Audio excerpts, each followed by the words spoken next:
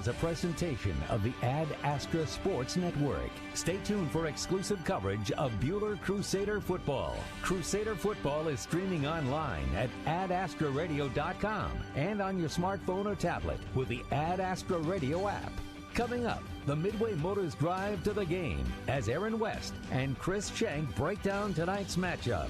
You're listening to Bueller Crusader football on HKFM. Allen Samuels, Chrysler Dodge Jeep Ram and Hutch are proud supporters of high school sports. And of course we are proud to support our community any way we can. Good luck to all of our athletes this season. We hope you have a fun and memorable and most of all, healthy season. Be safe. Allen Samuels, Chrysler Dodge Jeep Ram on the giant corner of Lorraine and 30th in Hutch or online 24/7 at allensamuelshutch.com. Come by. Let's be friends. HKFM. Well, a pleasant good evening, everyone, and welcome to Crusader football on this Week 2 Friday here on 95.9 HKFM.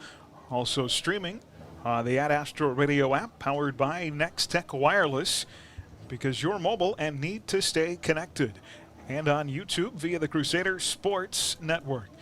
Welcome into our Midway Motors drive to the game from Andover tonight in Jaguar Stadium as number 3 gets set to take on number 4 in a big Week 2 matchup. Aaron West alongside Chris Schenk, Cliff Schenk, and Tyler Adams. The broadcast tonight, our cameraman Colton Hines. Hope you enjoy the game coming up here in just about 30 minutes from now. Well, the Crusaders off to a 1-0 start in Week 1 at home.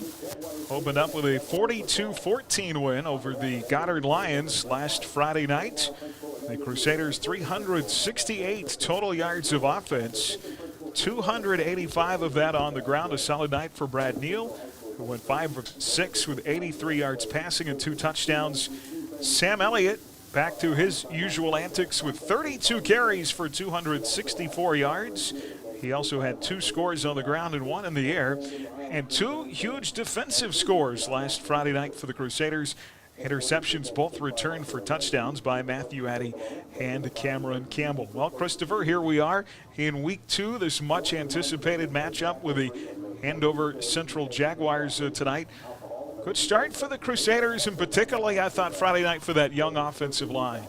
Yeah, anytime you can get a win against a quality opponent like Goddard, you know, they're a 5A school, a lot larger than Bueller, and Bueller really controlled that game from start to finish, and so that's a great way to just really instill some confidence in all those first-year starters the Crusaders rolled out last week. We talk about what they did offensively with the 285 yards on the ground, 368 total. Here's the big number, 8 yards a carry. They averaged a first down almost every time they snapped the football.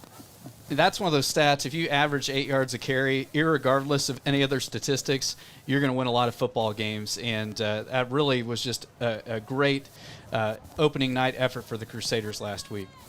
We mentioned the work of the offensive line. We expect them to get better and mature together as the season goes along. And, of course, the job that Sam Elliott did, as a lot of eyes will be on him again tonight, as fullback Colin Rowland this week talked about Sam really being a difference maker on this team.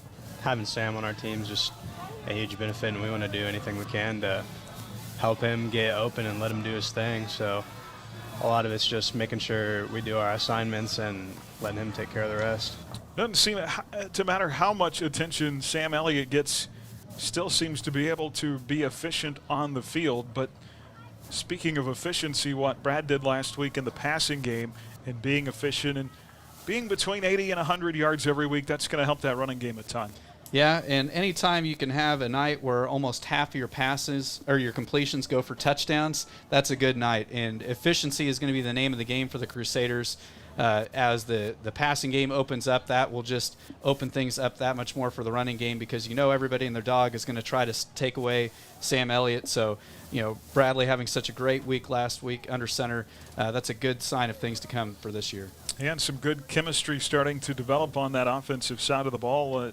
Tyler, we've heard Brad talk about getting more comfortable with his receivers. I think they're going to be important. And a whole team effort out there. As we said, Sam gets a lot of attention, but takes 11 guys on both sides of the ball. Well, yeah, Bradley's been playing with all these receivers since 3rd grade. Sam's been running the ball since 3rd grade. So the chemistry has been great, and now since they're all starting, it's been able to go very high up with the team chemistry, and just being able to do that just gives a lot more success. I've been using a lot of words since 3rd grade, so at least it feels that way. Well, we'll see what happens with that offense tonight. The defense, those 2 huge INTs, the one that really changed the game, I thought, in the first half was the Matthew Eddy pick.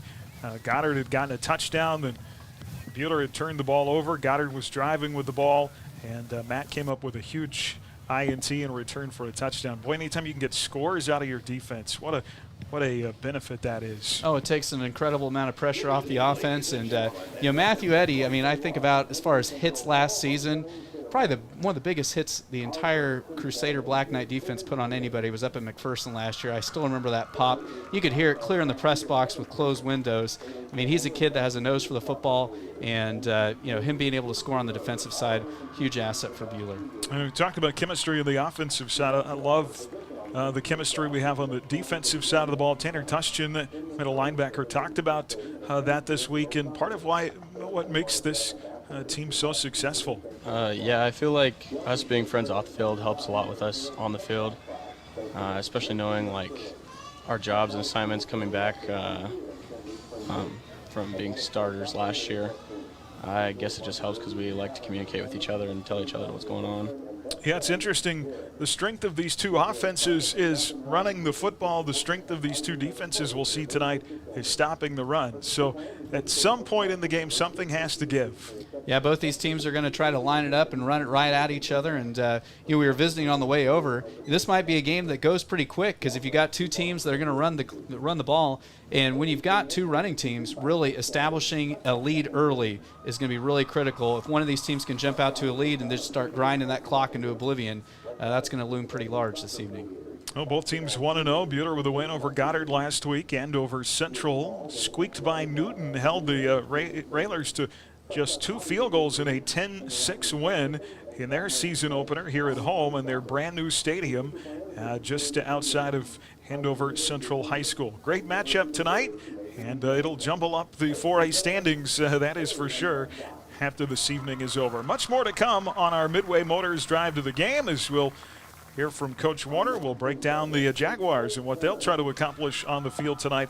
All of that and more coming up. Our coverage brought to you in part by Hutchinson Community College, by Mid-Kansas Credit Union, by Dix Phillips 66, by Newfelt's Flooring, and by Daylight Donuts. More after this. Crusader football on HKFM and the Crusader Sports Network.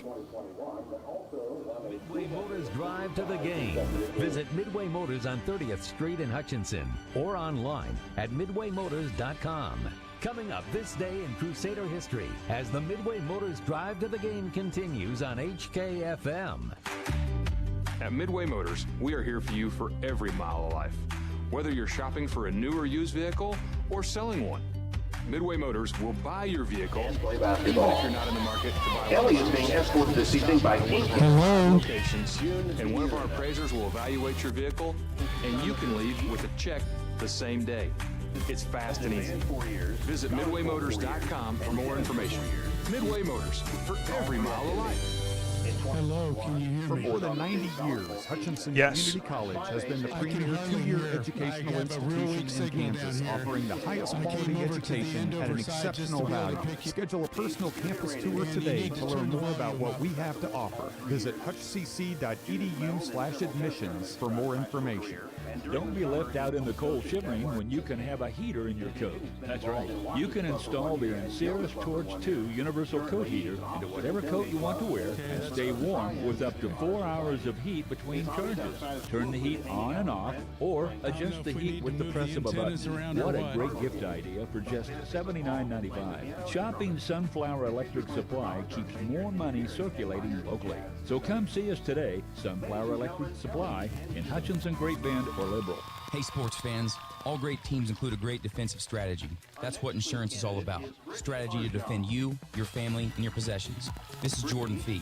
I'm proud to help our clients plan their strategy of protection through the broad range of services we offer at Fee Insurance Group. Call to find out how we can protect your health, life, property, business, and even your retirement savings. Since 1883, We've been here to stand between you and risk. Visit feeinsurancegroup.com, your local trusted choice agent. HKFM. Well, hi, everybody. Welcome back to Jaguar Stadium here at Andover Central High School. The Crusaders set for Week 2 action tonight against the Jaguars. This day in Crusader history will take you back to September the 10th, 2016, when it was the same two teams that matched up here in Andover in Week 2. Buter won that game 27-20. Dalton Brown rushed for 290 yards on 32 carries. Buter outgained Andover Central 445 yards to 319.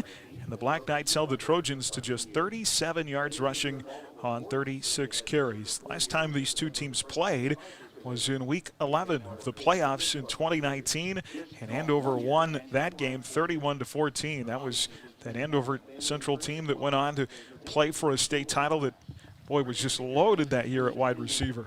Yeah, they had so many good skill positions, and Buhler, I felt like matched up really well with them, in the trenches, but they had too much speed, like you mentioned, out at the wideouts and even in the backfield. Much of that talent has turned over. The only skill position player back for this team is their running back. And a lot of other people moving on, graduating after last year. Ashton Barkdahl is a 6'1" senior, and he had a solid Week 1. Rushed for 127 yards, 9.1 yards per carry in that 10-6 win. And Andover Central, a little more run-heavy, almost 60% than we've seen them in the past. And so interesting to see if they continue with that theme. If Buhler's able to contain that run, how effective their passing game will be. Yeah, I think it'll be a good sign for Buhler tonight if Andover Central has quite a few passing attempts, because that means that where you have stifled the run and they're having to air it out. Because you think about, like you mentioned, that day in Crusader history when Buhler beat him back there in 16, we completely stuffed the run that day, and the only way Andover Central was able to move the ball was through the air. Well, you remember the last time we played here, I believe it was 2018.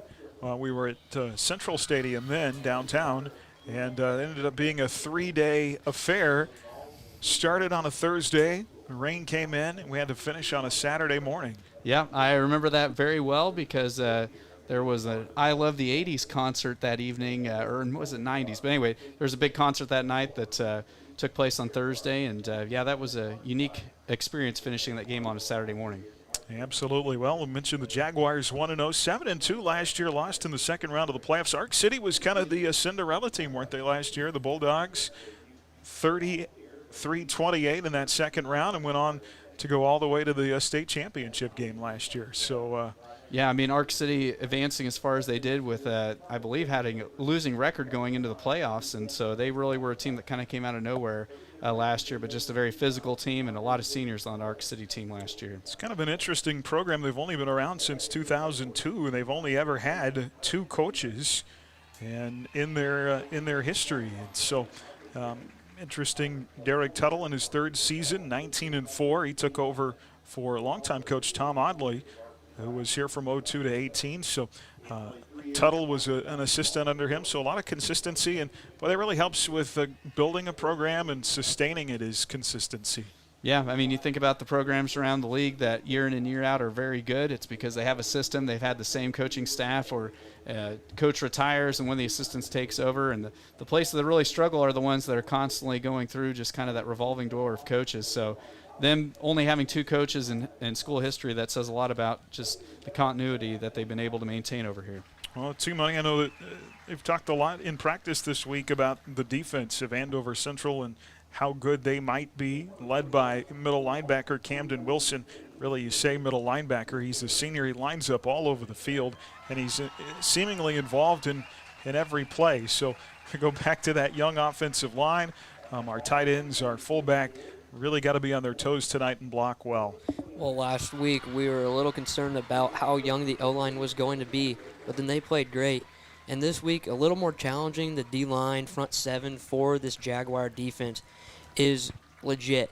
And so the O-line for the Crusaders have had a little worry this week, but they just got to get off the snap quickly. The Jaguar defense is a lot bigger. Blake Ellis, the center, having to guard a 270-pounder for most of this game. And so I'm not concerned about it. We'll see how it is, but it's definitely going to be a lot more challenging than last week. Yeah, and typically if you follow football, you would say, well, what defense do they run? Is it a 4-3? Is it a 3-4? Is it, they have 5 guys in the secondary? But more and more, Christopher, we're seeing these hybrid defenses where from down to down, they line up in just all different kinds of formations. And how people line up, it is so important in football. I mean, you think about just in the college ranks a few weeks ago, one of the reasons Illinois was able to beat Nebraska was Nebraska thought they were going to come out in an even man front, and Illinois came out in an odd man front. And it's all about the blocking schemes. You spend the whole week like, hey, we're going to see a 4-man front. This is how we're going to block everything. If it's a 3-man front, it's blocked differently. And so the more the defense moves around, the more your linemen have to really know assignments are going to move and change as they go on. It's interesting because Andover Central, a team that runs the 4-2-5, which I know we talk about it all the time, but that's kind of popularized by TCU. That's the kind of the first major conference school at the college level that ran the 4-2-5, but part of that is just moving personnel around all over the place. Yeah, it's anymore. A linebacker is not just a linebacker. So the different places they line up. So we'll see what the Jaguars bring to the table defensively. They are inexperienced in their secondary, and so how does Bradley and his receiving core approach that? We talked about that. Not so much needing big down the field yards is just even the underneath stuff to keep those linebackers honest. They can't sell out on the run. Yeah, I mean, the way that Bradley threw the ball last week, that's going to make things so much better, hopefully, for the run game this week. And if we can continue to have another good, efficient night, that's just going to keep a defense on their toes where they know they can't just tee off and really focus on trying to stop Sam, that there are other people that can get involved if they completely sell out to stop the run. Well, Bueller leads the all-time series in 6 meetings 4-2. Andover Central won the last in 2019, and that snapped a 3-game win streak for Bueller in that playoff win. More coming up in our Midway Motors Drive to the Game. Next, we'll get armored up as we break down the Jaguars with defensive coordinator Coach Coles. That's coming up here on the Midway Motors Drive to the Game on HKFM and the Crusader Sports Network. Midway Motors Drive to the Game. Listen to Crusader football on your smartphone or tablet with the Ad Astra radio app. Your home for Crusader football. Join Aaron West and Chris Shank every Friday night on HKFM. Hey, Dad, is it better now? I moved the antenna around a little bit. Well, I'm hearing you okay for now. Okay, I just opened the window a little bit so it's got a clean line of sight with an open window to you, so hopefully that helps. AdamsBrownCPA.com. Adams Brown, Strategic Allies and CPAs, above and beyond. Hey, it's Amy with QB Billboards. I have some very exciting news. QB Billboards has just added a new 5th location to our digital billboards. Call me at 888-520-SIGN to be seen on our new QB Billboard location at Highway 50 and K61. Take your marketing to the next level with QB Billboards. You will want to be seen on all 5 billboards around town.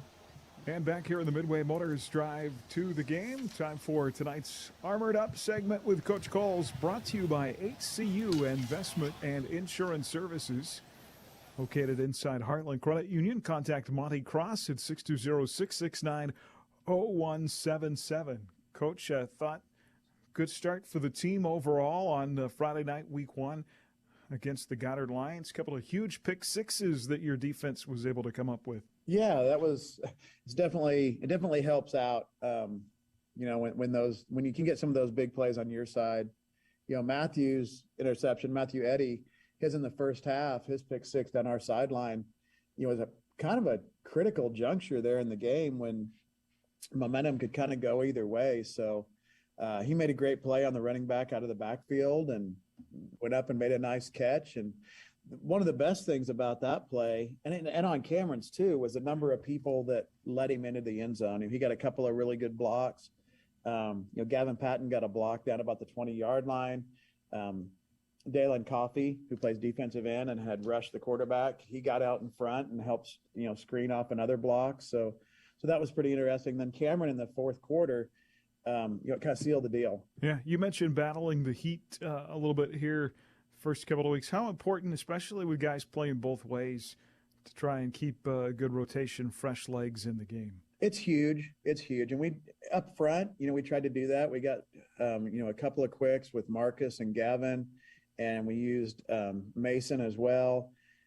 Jackson, started and he's playing both ways. So Bodie came in, and that was some fresh legs in the third and fourth quarter. Levi Atherton, gave Dalen a spell here and there, and Bo, who are both playing both ways. We were a little bit lucky, and the kids are not going to say that they were lucky in this. There have been years where we've hit that week 1 or week 2 and gotten the heat on Friday and not had it to practice in.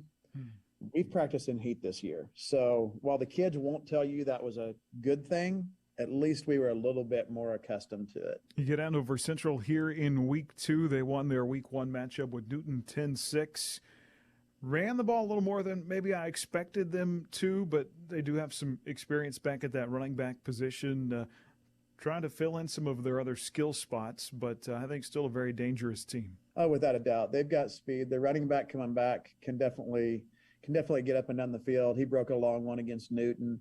Rushed for over, I think, 135 yards, kind of carried the load for him. So anytime you have a back that can carry the load, it's going to allow you to kind of figure some things out offensively. So that's got to be a key to stopping him. The quarterback can sling it. He can definitely scramble a little bit too. So he can do some things with his legs as well as his arms. So we've prepared for that, throughout the week for both aspects of the game. But they definitely showed some things on the ground the other day. Yeah, well, we look forward to it on the field. Should be a fun game Friday night in Andover against the Jaguars. Coach, appreciate your time, and best of luck on the field. All right, thank you. Armored Up with defensive coordinator Jason Coles, and we are back with more of our pregame right after this. The Midway Motors Drive to the Game continues after this. Still to come, we'll take you around the league with a look at other action in the AVCTL. And Chris Shank brings you tonight's keys to the game. The Midway Motors Drive to the Game on HKFM. Neufeld's Flooring, your experts in design and installation of carpet, tile, we'll wooden, and vinyl floor kickoff covering. conditions Proudly sponsoring next. Bueller High School activities. Neufeld's Flooring in downtown Bueller. Hi, this is Cliff Ray with Ray & Sons Roofing Company, and today I brought our 4-year-old grandson, Brogan. Brogan, did you know Ray & Sons Roofing is 80 years old this year? Do you know what that means? No, Papa. It means we have a lot of experience. Brogan, did you know we have been the best of the best every year? You know what that means? What, Papa? People trust us, and that's a very good thing. For a free inspection or estimate, go to rayandsons.com. Roof the right way, the right way. HKFM.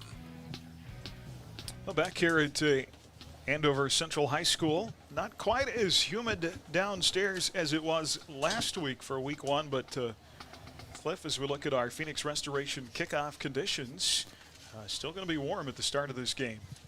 Yeah, I checked. It's 90 degrees, and the wind is out of the south. It feels kind of muggy out.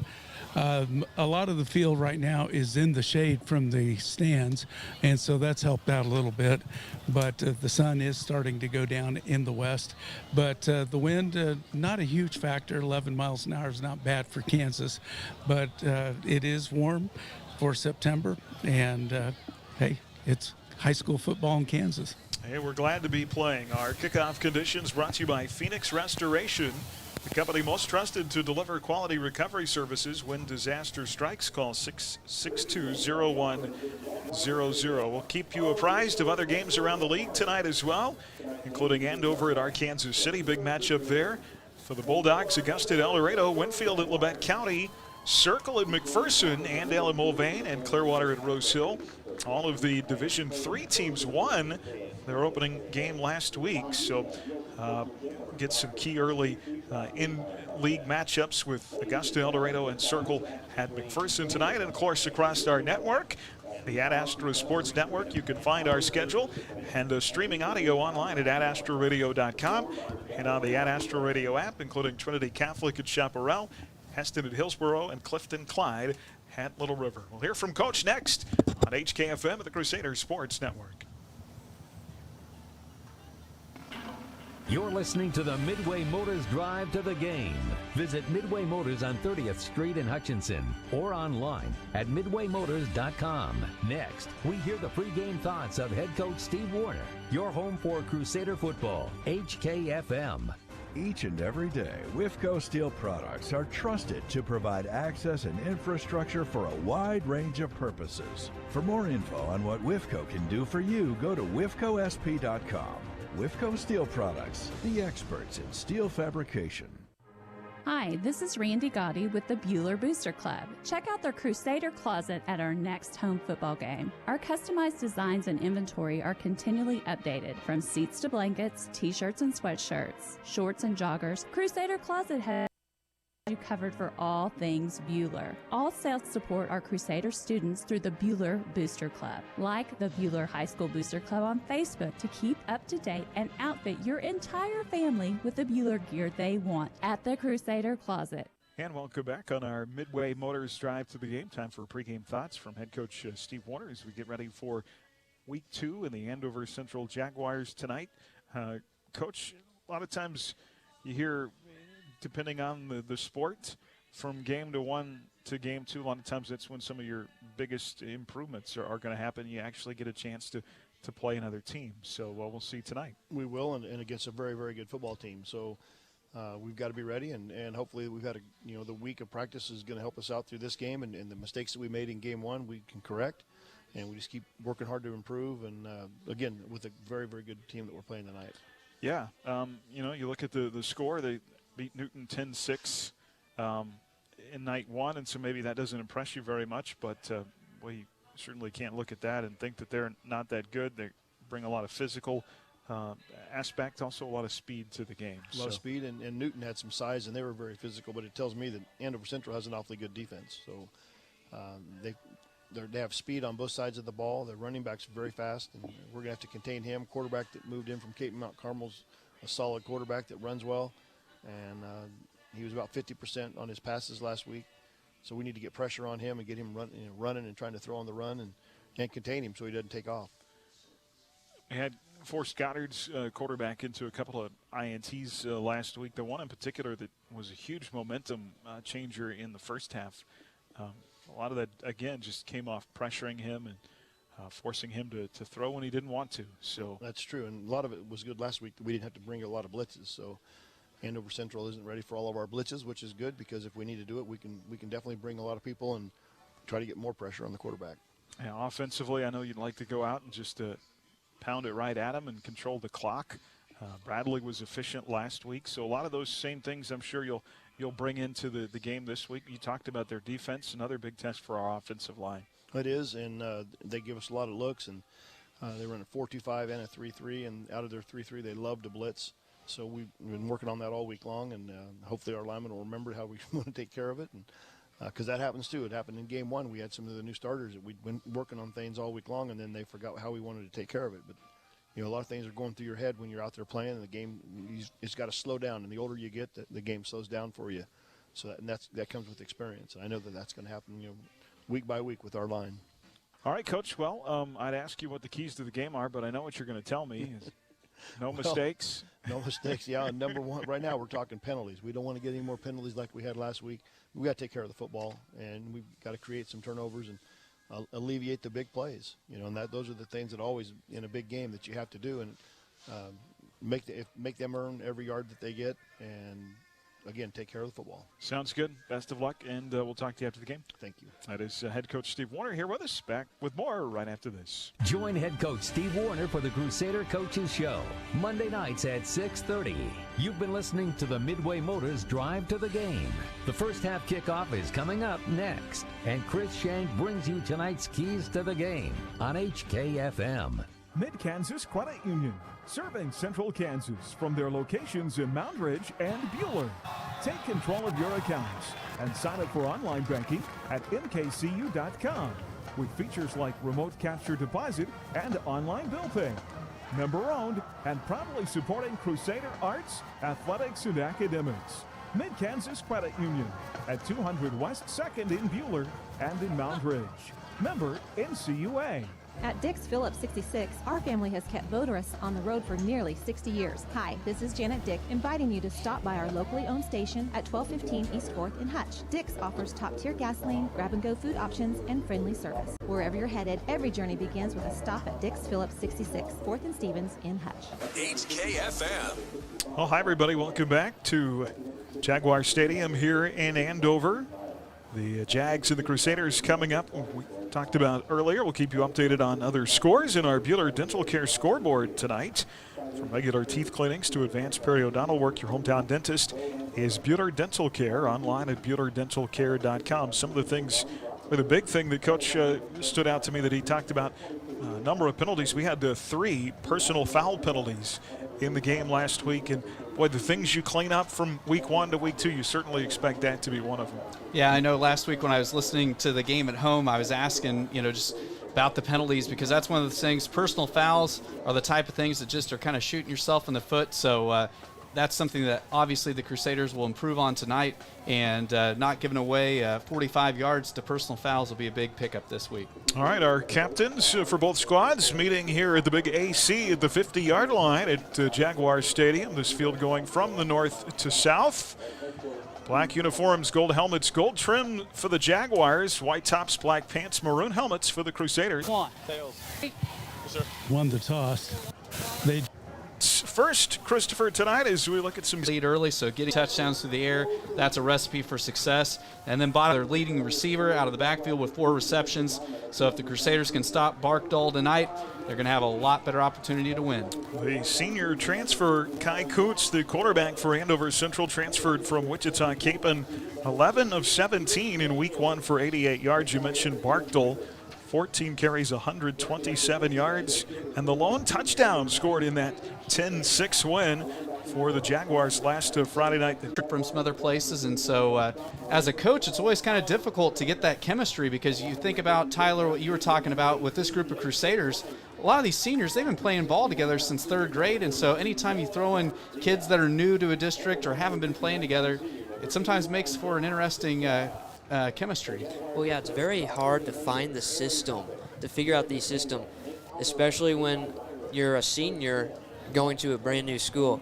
So I feel like that's going to be one of the keys of the Crusader defense, being able to figure out the weakness for the Jaguar offense of Barkdahl not being able to find the offense. Evan Eck was their leading receiver last week, a senior, 3 catches for 29 yards, and they'd go big up front on the left side, 243, 274. Elliott, Colin Rowland, Tanner Tustin, and starting in the secondary, Brock McCurdy, Cody Weiscarver, Deontay Campbell, and Javon Ostrom. But you heard Coach Coles talk about tonight, they'll rotate in a lot of other guys as well, try and avoid exhaustion in the second half, especially with the heat and humidity. So we shall see. Jeffrey Neal, who is 16 today, by the way, happy birthday to our kicker, lines it up from the 40.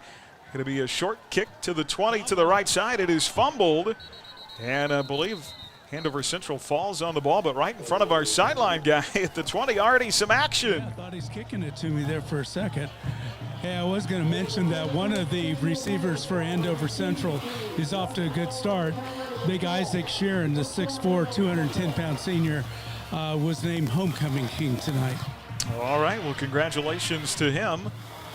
So the Jags from their own 20 to start the first quarter, going left to right here on their homecoming night from the far hash mark. Quarterback Kai Kutz will be out of the shotgun. 2 receivers to the right side.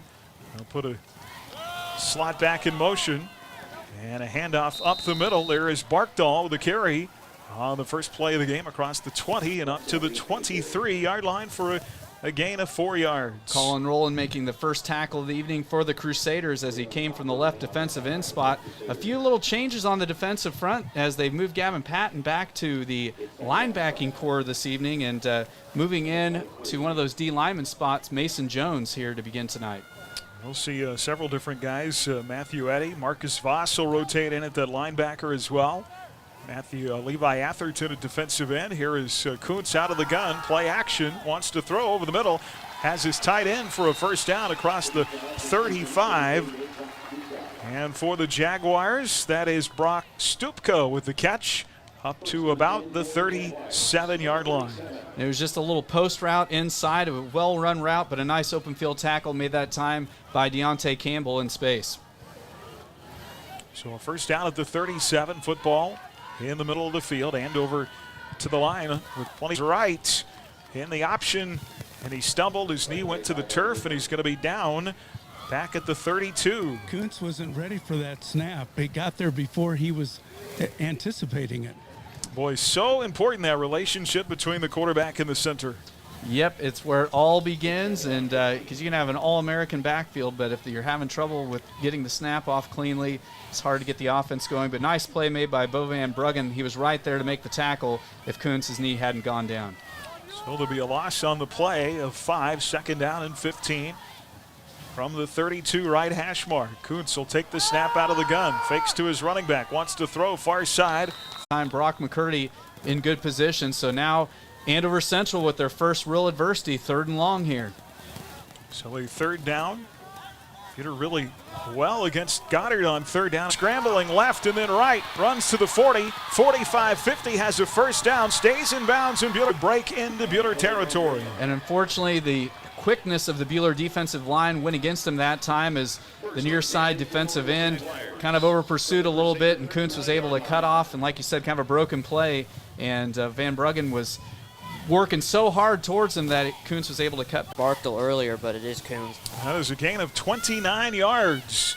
1st and 10 at the Bueller 39. The drive continues, and Kuntz barks out the signal, hands it off to his tailback, left side run. And forward progress across the 40 to the 43-yard line. Pick up 4 for Bartel on first down. Yeah, McCurdy and Elliott that time teaming up for the gang tackle after the short pickup. So the Jaguars have moved it into Bueller territory. Big plays like that, really what the coaches on defense preach every week, limiting the big plays. Really, the defense did almost everything right, but Kuntz using his speed and ability there to get that big first down. 2nd down and 8 here. 2 receivers right, 1 left. And a handoff again.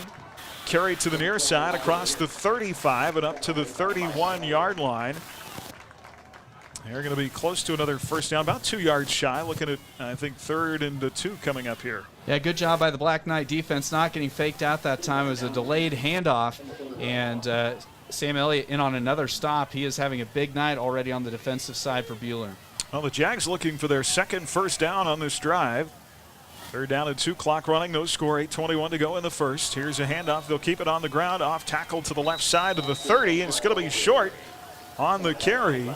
Bartel does not get the first down, and the Jags will face 4th and 1. Great job by Tanner Tushon just filling the hole that time. Andover Central was blocking it really well, but Tushon just kept that leg drive going to break him down short of the first down line to gain. So a big 4th down play coming.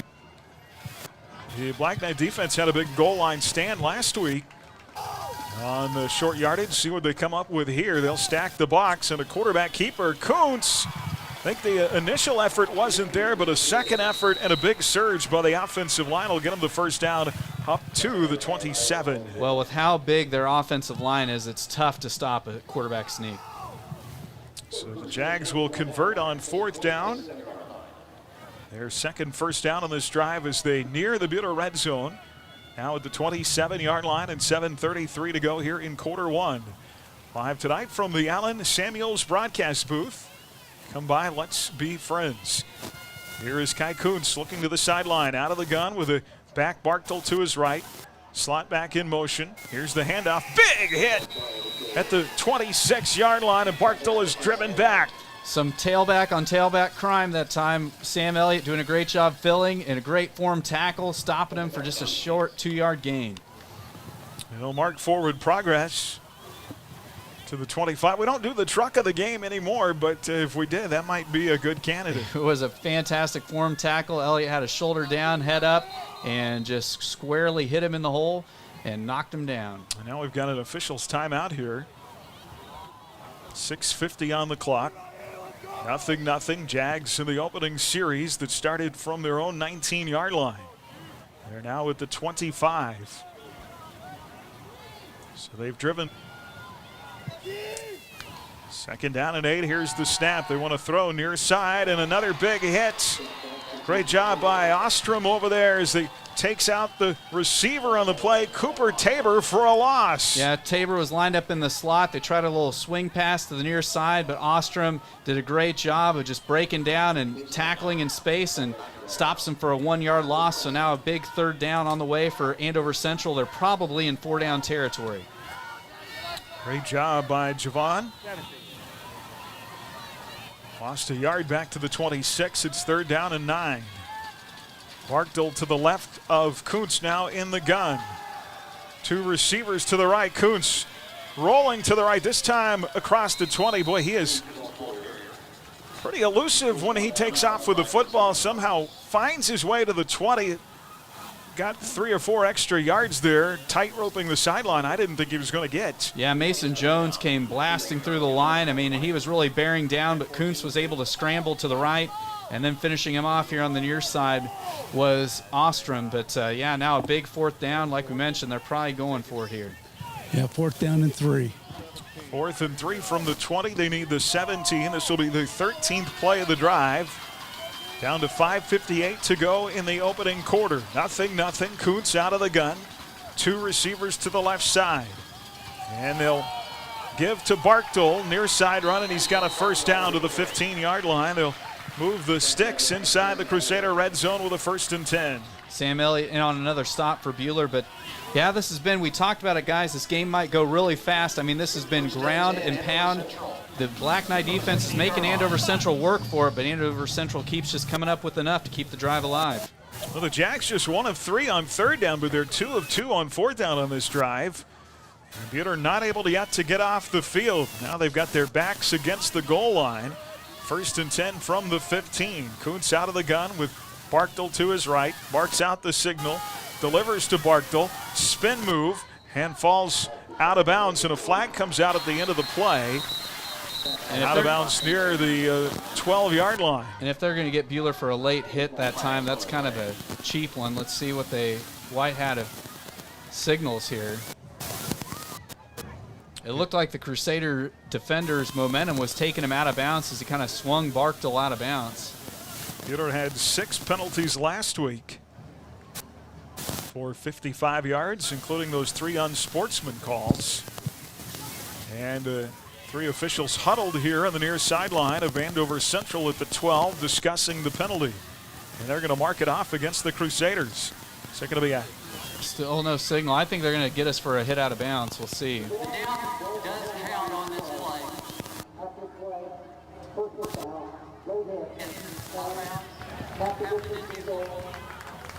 They do call it a late hit out of bounds and half the distance to the goal. So that first penalty is a huge one.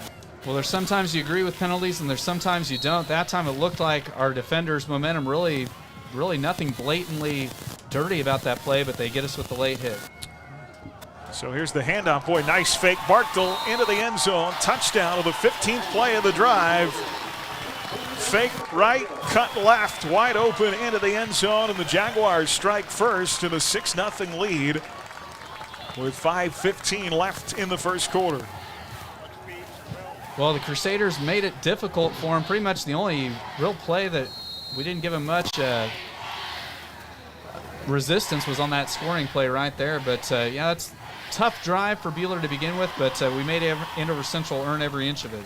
He'll come on for the PAT. Isaac Say from the 10, out of the hold of his quarterback. Splits it through, and the Jags with an early touchdown lead, 7-0.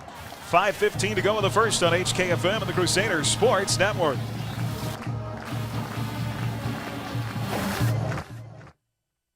When disaster strikes your home or business, call your hometown team. Call Phoenix Restoration. Hi, this is Robin Swanson. My husband Ryan and I and our team at Phoenix Restoration are proud to be Reno County's only locally owned fire and water restoration company. When the unthinkable hits your home or business, we are here to help. We'll put our 10+ years of experience to work to help you recover. Check us out at phoenixrestorationandroofing.com. Among the purest of all salts, Cargill Salt of Hutch is proud to support the schools of Reno County. Collaborate, create, succeed. Cargill Salt of Hutchinson. HKFM. Well, hi, everybody. Welcome back to Jaguar Stadium at Andover Central with a 7-0 lead for the Jaguars on a 7-yard touchdown run by Ashton Barkdale. 5:15 to go in the first. A 15-play drive that started at the Jags' own 19. So they go 81 yards. The big play in that series was a third down 29-yard run by the quarterback. Now the kickoff by Say, taken at the 15, far side of the field. Returnable across the 20, 25, and up to the 29-yard line.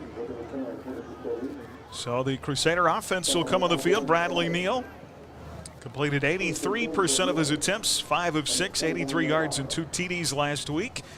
Elliott with a big night, averaged 8.3 yards a carry.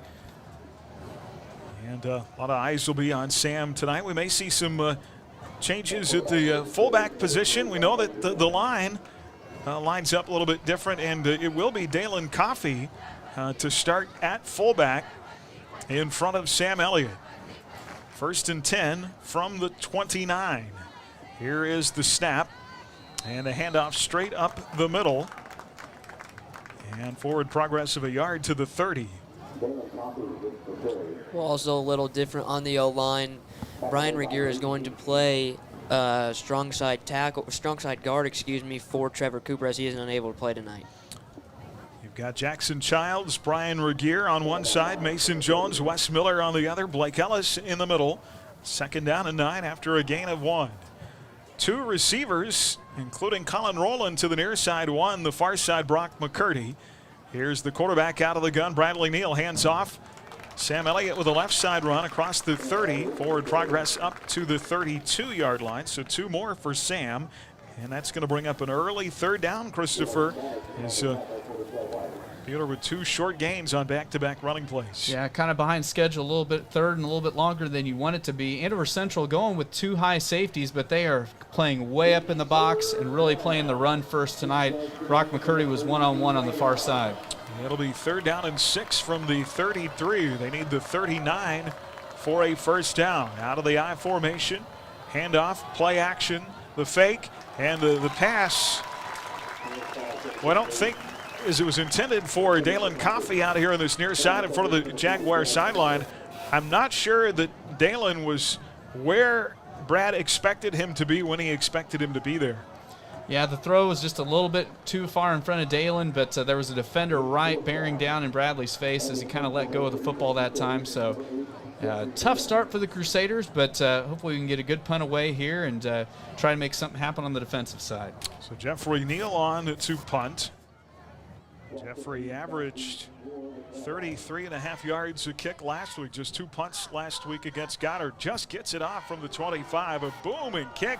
Takes a bounce at the 31. It'll be picked up inbounds at the 24. What a great kick for Jeffrey Neal. Big hit at the end of the return at the 36. That's where the Jaguars will have it for their 2nd series. Yeah, so Andover Central is going to have good field position here to begin their 2nd drive. Last time it was a long, drawn-out drive. Oh, and there is a flag in the backfield, so maybe we're going to get lucky here. Maybe there was a roughing the punter situation. Where that flag is at, it's probably on Andover Central. Well, they were very close to Jeffrey Neal as he just got that punt off, and it was a nice kick. There is a flag back at Bueller's 22-yard line. And I think we might have to kick this again, huh? Well, it won't be enough. So running into the kicker, that's a 5-yard penalty, so it won't be enough for a 1st down for Bueller. We'll make it 4th and 1. Actually, I think we maybe or no, we are going to accept it. I was going to say I'd be shocked that we didn't accept it, but. So with the penalty, it'll make it 4th and 1. They'll have to punt the ball again. That is the Jaguars' first penalty tonight. It moves it to the 38.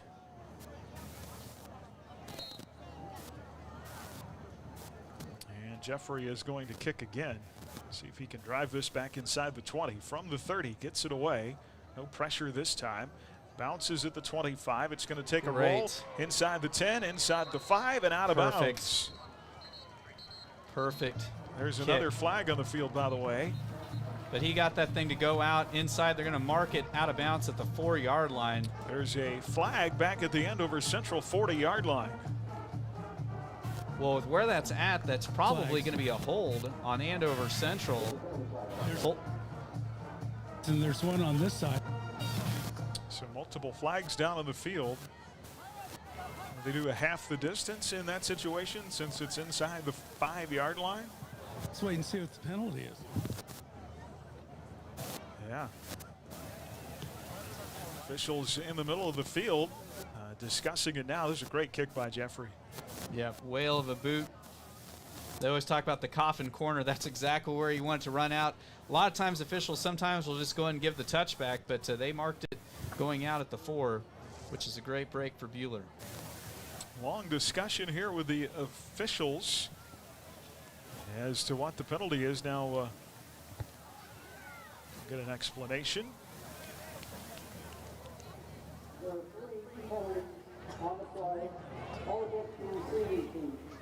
All against the Andover.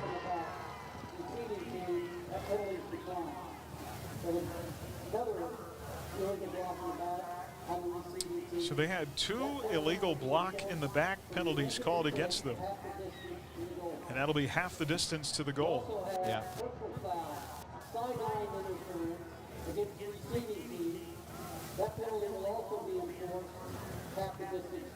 There was also a personal foul sideline penalty against the Jaguars. And that one will also be, so 3 penalties on one play, 2 of them enforced. Holy cow. The only funny thing about it, though, even though there was the 3 penalties with Bradley's kick going out, or Jeffrey's kick going out at the 4, we're going to gain a whole, 2 yards here, fellas? How about a safety?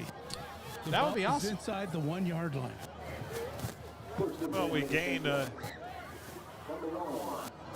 I'd love a bad snap right now here. That would be nice. How about we net 2 more yards and get them in the end zone, huh?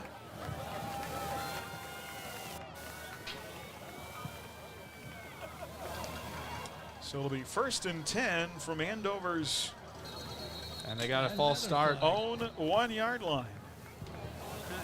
That was a false start. The left-hand side of Andover Central's line left early. They were putting Kuntz under center to try to avoid something crazy happening here. But now that nose of the football, fellas, is... It's about 6 inches away from the goal line. So they've had 3 penalties that have added up to about 2 yards. Well, the coaches both talked this week of half-yard line. As Kuntz will have to snap it from under center. Barktel, near side run. Forward progress. They'll mark him down at the 3. And so a gain of 2 on 1st down. Boy, this is a situation. Buhler just not able to get off the field in that first Jaguar drive. This situation where you certainly want to do that right here. Yeah, and if Buhler can, have something funky happen here, this would be an opportune time to get that really short field. It'll be 2nd down and 8. Clock running inside 3 minutes to go in the first quarter. 7-0 Andover Central. Kuntz will be out of the gun this time. 2 receivers to the right side. Flips to Barktel trying to get to the edge. Being pursued, and a great job on that edge by the Crusader defense. Led that time by Cameron Campbell. Yeah, they tried the quick pitch out to the left-hand side, and Campbell was right there to dust him up. Also helping finish him off there was Tanner Tushchin. And also Sam Elliott was in on it.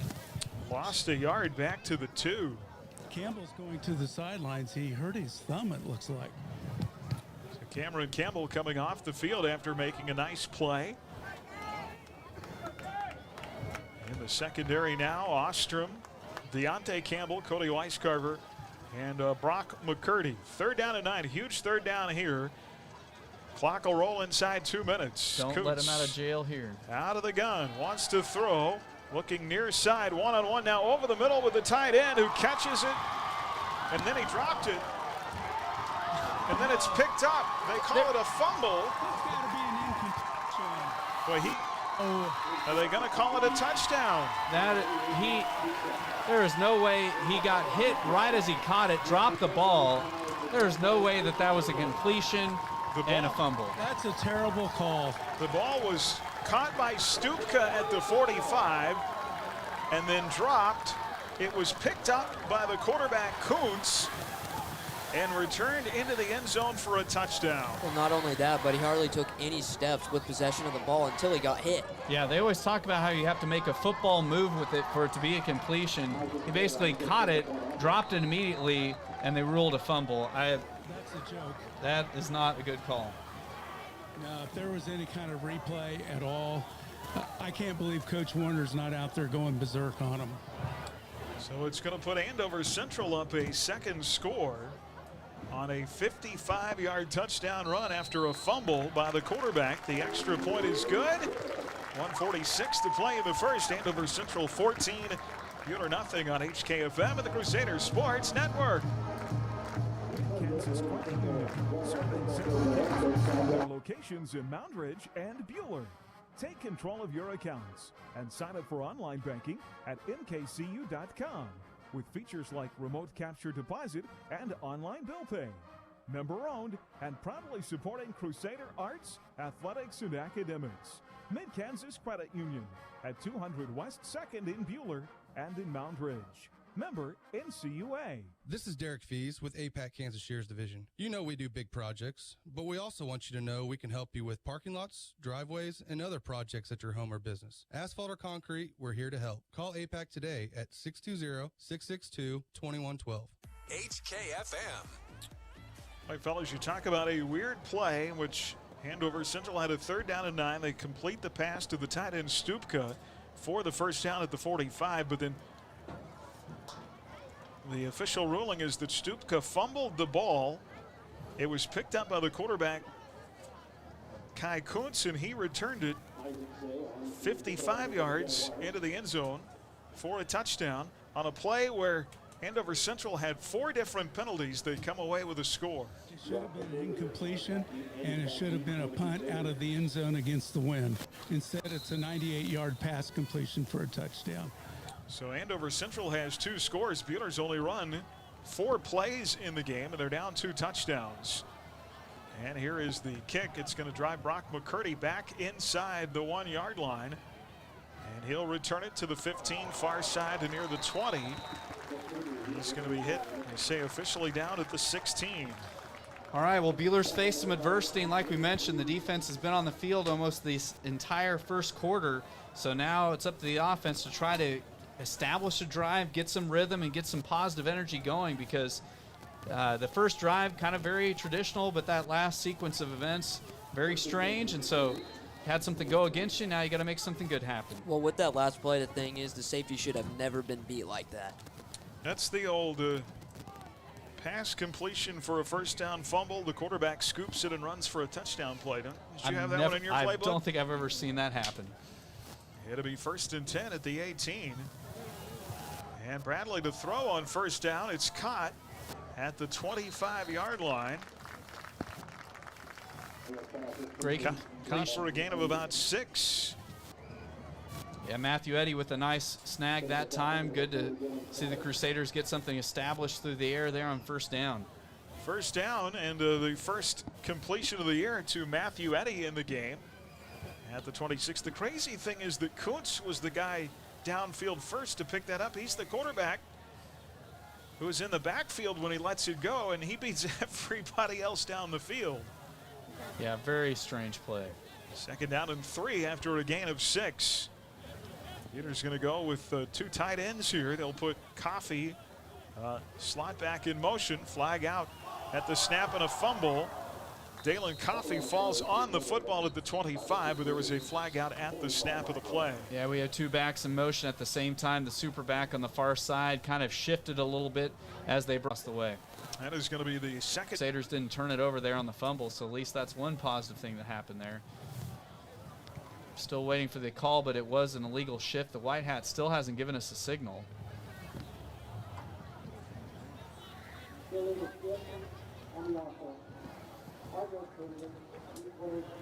So it is an illegal shift on the offense of the Crusaders, their 2nd penalty tonight.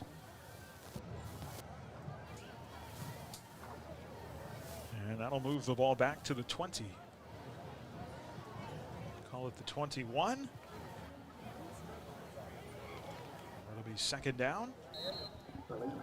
43 seconds on the first quarter clock. coverage tonight brought to you in part by Bueller Booster Club, by the Hutchinson Family Dental, by Jackson Meat, Rise Up Reno, and by Adams Brown Strategic Allies and CPAs. They'll bring you our first half numbers coming up at halftime tonight. Lots to do at halftime. So we'll talk to cross-country head coach Curtis Morgan. His boys team, the multi-time defending state champions in 4A. Second down and 8. Bradley out of the gun. 2 receivers right. One to the near side. Bradley takes the snap, steps up in the pocket, delivers at the 30 and the hash mark to Brock McCurdy. Breaks out of a tackle across the 35 to the 40. Longest catch of the year for BMAC. And it's a first down all the way up to the 43-yard line. And some good yak that time for Brock McCurdy. It was a quick slant, caught the ball around the hash on the 35-yard line, and then was able to snake his way out of a tackle for 7 yards more upfield. And good to see Brock getting going on the offensive side and just giving these Crusaders something to be positive about, because it's been a tough first quarter so far. Well, back-to-back completions for Bradley Neal. Gain of 22 for Brock McCurdy. 1st and 10. At the 43-yard line. And here's a sweep play to Deontay Campbell, and that goes nowhere. Late in developing, Campbell coming right to left, and he gets smacked back for a loss of 3 to the 40-yard line. Yeah, the defensive end on the near side for Andover Central didn't buy on any of the fake and just came right across the line of scrimmage and hit Deontay pretty much right after he took the handoff. Well, you see a lot of teams run that sweep play. It's one of those plays, it either is really successful or it is really unsuccessful. No doubt. Into the first here as we come to a close after 12 minutes of play. Andover Central up 2 scores. 14-0 over the Crusaders. Back on HKFM and the Crusader Sports Network.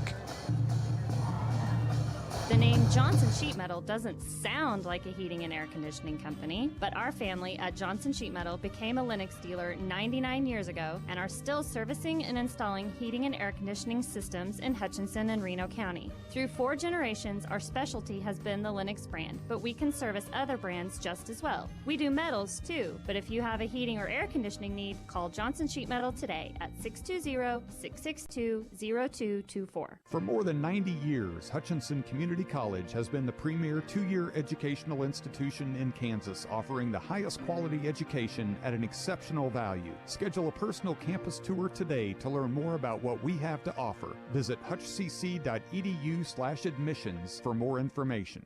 HKFM. Hi, everybody. Welcome back to Andover Central Jaguar Stadium to start the second quarter in a 14-0 game. And Bueller with a loss of 3 on that last play before the end of the first. Now facing a 2nd down and 13. Trying to make something positive happen out of a tough first quarter. Bradley's going to work out of the shotgun again. Single receiver to the near side is Carson Moeller. Far side, Coffey and McCurdy, who had that last big catch. On back is Sam Elliott. He has been quiet here in the first half. Bradley scrambling, the pressure's on, and he'll be dropped. The 2nd straight negative play for the Crusaders, and this one pushes them back to the 32. And a flag came flying in from the back judge, and that might be on Andover Central. Let's see, because he threw that flag 1.5 miles. It's sitting right near the 49-yard line. After a huge week for Sam Elliott last week, in which he went well over 200 yards, he has only run a couple of plays 13 minutes into the game. That's not a winning formula if you're a Crusader. Well, a lot of it just when you feel like things aren't going your way, you know, and being down 2 scores, maybe making the Crusaders feel like they need to try to pick up the tempo a little bit. But let's see what this penalty is, because well, we've had plenty of penalties so far tonight, haven't we? And it'd be a good time for Bueller to get a big penalty on Andover Central to help get us into their territory for the first time this evening. So far 5 on the Jaguars, 2 on the Crusaders. And the officials, each time there's been a penalty, they have taken a ton of time to talk it over.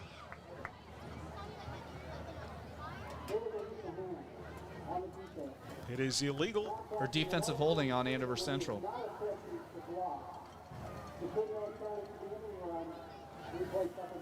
The penalty will be assessed to the end of the run. That'll be their 6th, and it's going to push the ball forward back to near the original line of scrimmage at the 43-yard line.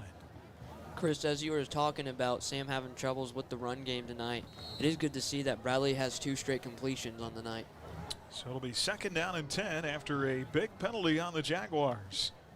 Back to the I formation, 2 receivers near side. Here is Sam Elliott trying to bounce off tackle, just nothing there. Yeah, the ball came out late. It was punched out by. They'd already blown the whistle. Yeah, Noah Garcia took it out, but luckily Sam was ruled down. Well, we talked about Camden Wilson, the linebacker, 5'11", 197, a senior for the Jaguars, who was all over the field, and he blew that play up in the backfield. Yeah, Bueller hasn't been getting much offensive surge up the middle. So far this evening, the Jaguars really dominating things inside the tackles.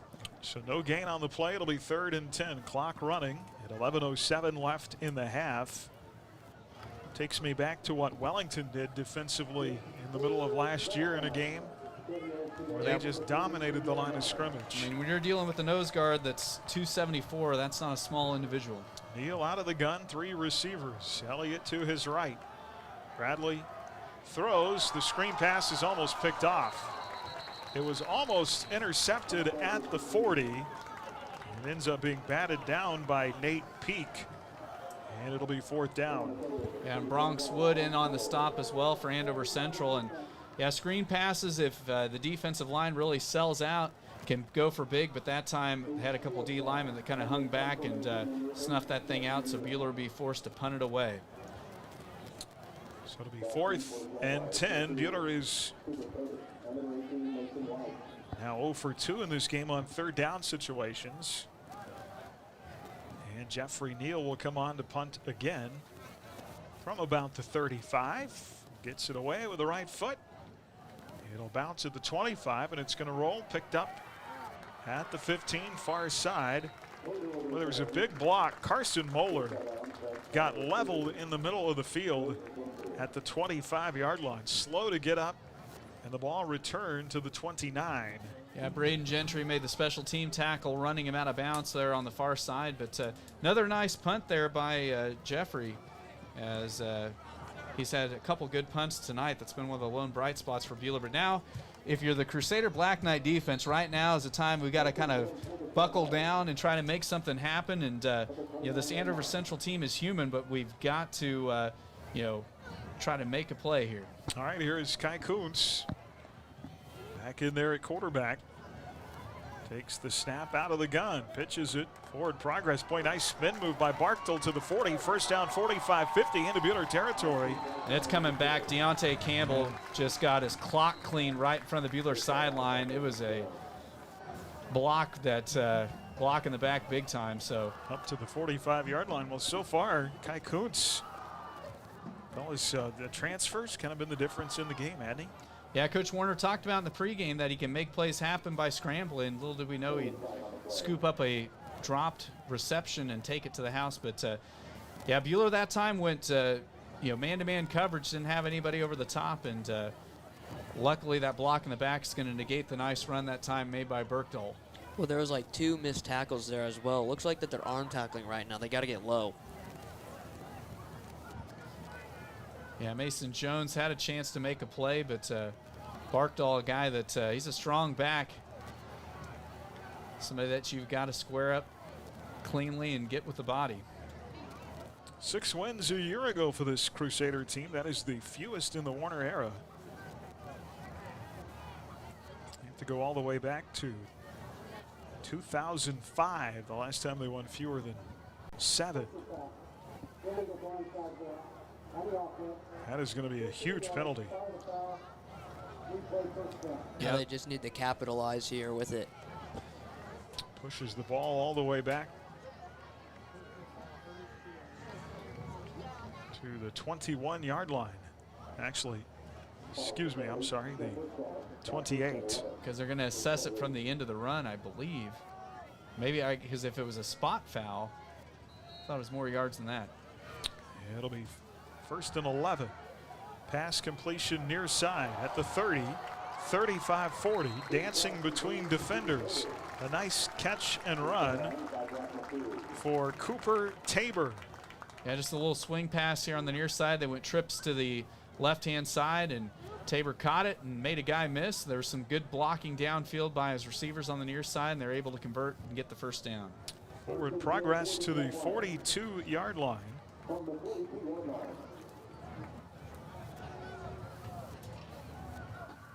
It'll be 1st and 10 from the left hash mark. Jags going right to left. Kuntz out of the gun, throws near side, and receiver never turned around, intended for the tight end that time. We will take the miscommunication there, Aaron. Threw it right at the back of Stupka at the 40, never turned around to look for the football. We'll take whatever we can get, try to get a break here. They've got 2nd and long now, and this Crusader defense, there's still plenty of time here to try to, if we can get a stop here, trying to get it back to just a 1-score game or possibly tie it before the half. So it'll be 2nd down and 10. The Jags have 7 first-half penalties, but yet they're up 14-0. And they are really trying to kind of air it out this series. They've gone 4 wide, 5 wide, this time 4 wide. There's a fake on the sweep. Screen pass coming, delivered to Barktel at the 45. Boy, everything working right now for the Jags. Cross the 50 and near another first down at the Buhler 48. They almost had a mishold there. Eddie was getting clung by his right shoulder, but looks like they missed it. Boy, sometimes things align and just everything goes your way. Even when they've made some big mistakes, they've been able to turn that around and overcome it in this first half. 1st and 10 at the 48. Out of the shotgun is Kai Kuntz with Ashton Barktel behind him. Triple receivers to the right side. They'll hand it off up the middle. Barktel is one of those running backs that we talk about a lot. Forward progress to the 45 at a gain of 3. Even falling down, he's going forward. Yeah, he's tall enough, being 6'1", that he has good body lean. And one thing I've really been impressed with him, he's a north-south runner. I mean, he doesn't do much dancing. He takes the handoff. He hits the hole hard. And like you said, everything kind of just gelling perfectly here in this first half for Andover Central. 2nd down and 7 after a gain of 3. Clock running to 9:25 in the half and a 14-0 Jaguar lead. Kuntz out of the gun. 3 receivers again to the right. They'll throw it to the slot receiver near side. That is complete to Cooper Tabor at the 40. It is going to be 3rd down and 2. Elliott and Eddie in on the stop that time for Buhler. Brock McCurdy missed on the tackle the first time, and he's cramping up over there. Hopefully it's just a cramp, because I believe it is McCurdy that's on his back right now. So we've got a player down here. Clock stopped with 9:01 left. Live tonight from the Allen Samuels broadcast booth. They have a big event at Allen Samuels. Back the Blue coming up tomorrow, beginning at 10 o'clock there in Hutchinson. If you want to stop by Allen Samuels, a number of our first responders, personnel will be on hand. The Raminator is going to be there. I was going to say, they got a big monster truck out there. Yeah, so you can stop by Allen Samuels tomorrow. And also the Prairie Hills Middle School football team's having their car wash tomorrow for the Buhler Roundtable. I believe that's at Allen Samuels as well, yeah, isn't so it? You can go support the Roundtable and support Buhler football by getting your car washed tomorrow at the big event at Allen Samuels. Very big day. So Brock is up, hopefully just some cramping. Boy, Crusader's been a tough first half. Time to rally the troops here. 3rd down and 3. A turnover would be big. Yeah, think about how big those 2 pick sixes were last week for Buhler. A turnover, anything would be good here. Is big 3rd down. This would maybe be a spot on the field that even if Buhler stops them here on 3rd down, Andover Central might be tempted to go for it here just to try to get up 3 scores here before the half. 3rd down and 3 from the 41. 9:01 to go in the half. Kuntz out of the shotgun. 3 receivers bunched to the right side. Lone receiver to the near side. And Barktel on the handoff. That time the pass fake did not work, And Bartol is wrapped up for a loss back at the 45. It'll be a loss of 4. Dalen Coffey in on the stop for the Crusaders. So now that was one of the first losses that the Andover Central Jaguars have had. It looks like they're going to bring the punt unit on, and they're going to try to burn as much clock here down as they can to try to shorten this half. But Buhler hopefully can maybe get a good return here. We don't have anybody back, so we're maybe going to dare them to try to kick it into the end zone. That was a great job by Coffey. He got right through the line to be able to make the tackle. And now they're going to send Javon Ostrom back to the 10-yard line. Ostrom, a dangerous player. He was kind of one of the main cogs on the Buhler JV offense last year. Short punt. And the kick is away. Ostrom is going to fair catch it at the 17. And that was smart fair catch there. Andover Central's punter, one of the larger in the league, Drew Daniels. 6'1", 274 out there punting the football. Not as big as the punter and kicker from Mulvane years ago. He's a big dude. He wasn't just, I mean, he was. That will always be the biggest kicker I've ever probably seen at any level of football. College score to pass on to you. Right now, Coastal Carolina leading KU 21-9 in the first half. Chanticleer's ranked inside the top 25 this week. There's some tough chickens. Absolutely. 8:05 to go in this first half. Buhler from their own 17 will run it on the ground. And far side, a gain of 1 to the 18-yard line. Well, they just have not talked about that offensive line being reworked this week. And they've just not been able to get much going on the ground so far. Good job of the Jaguar defense. Yeah, it's been really tough sledding, like we said, in between the tackles for Buhler. But one of the things about being a running team, you can't go away from it. You got to keep pounding away at it, trying to kind of wear down. Here is Bradley to throw over the middle to the tight end. It's caught by Bo Van Bruggen up to the 23-yard line. It'll be a gain of 5. First catch of the year for Bo, the senior tight end. And that'll set up a third down and about 5 for the Crusaders. It was a nice catch in traffic made by Van Bruggen as it was just a little button hook route that time. There was 2 Jaguar defenders all over him. He really kind of had to muscle up to get the catch and hang on to it. Buhler has not converted a third down tonight. This should be a prime time to do it. Bradley out of the gun. 3 receivers to the right side. Elliott on back in the backfield. Pressure from the far edge.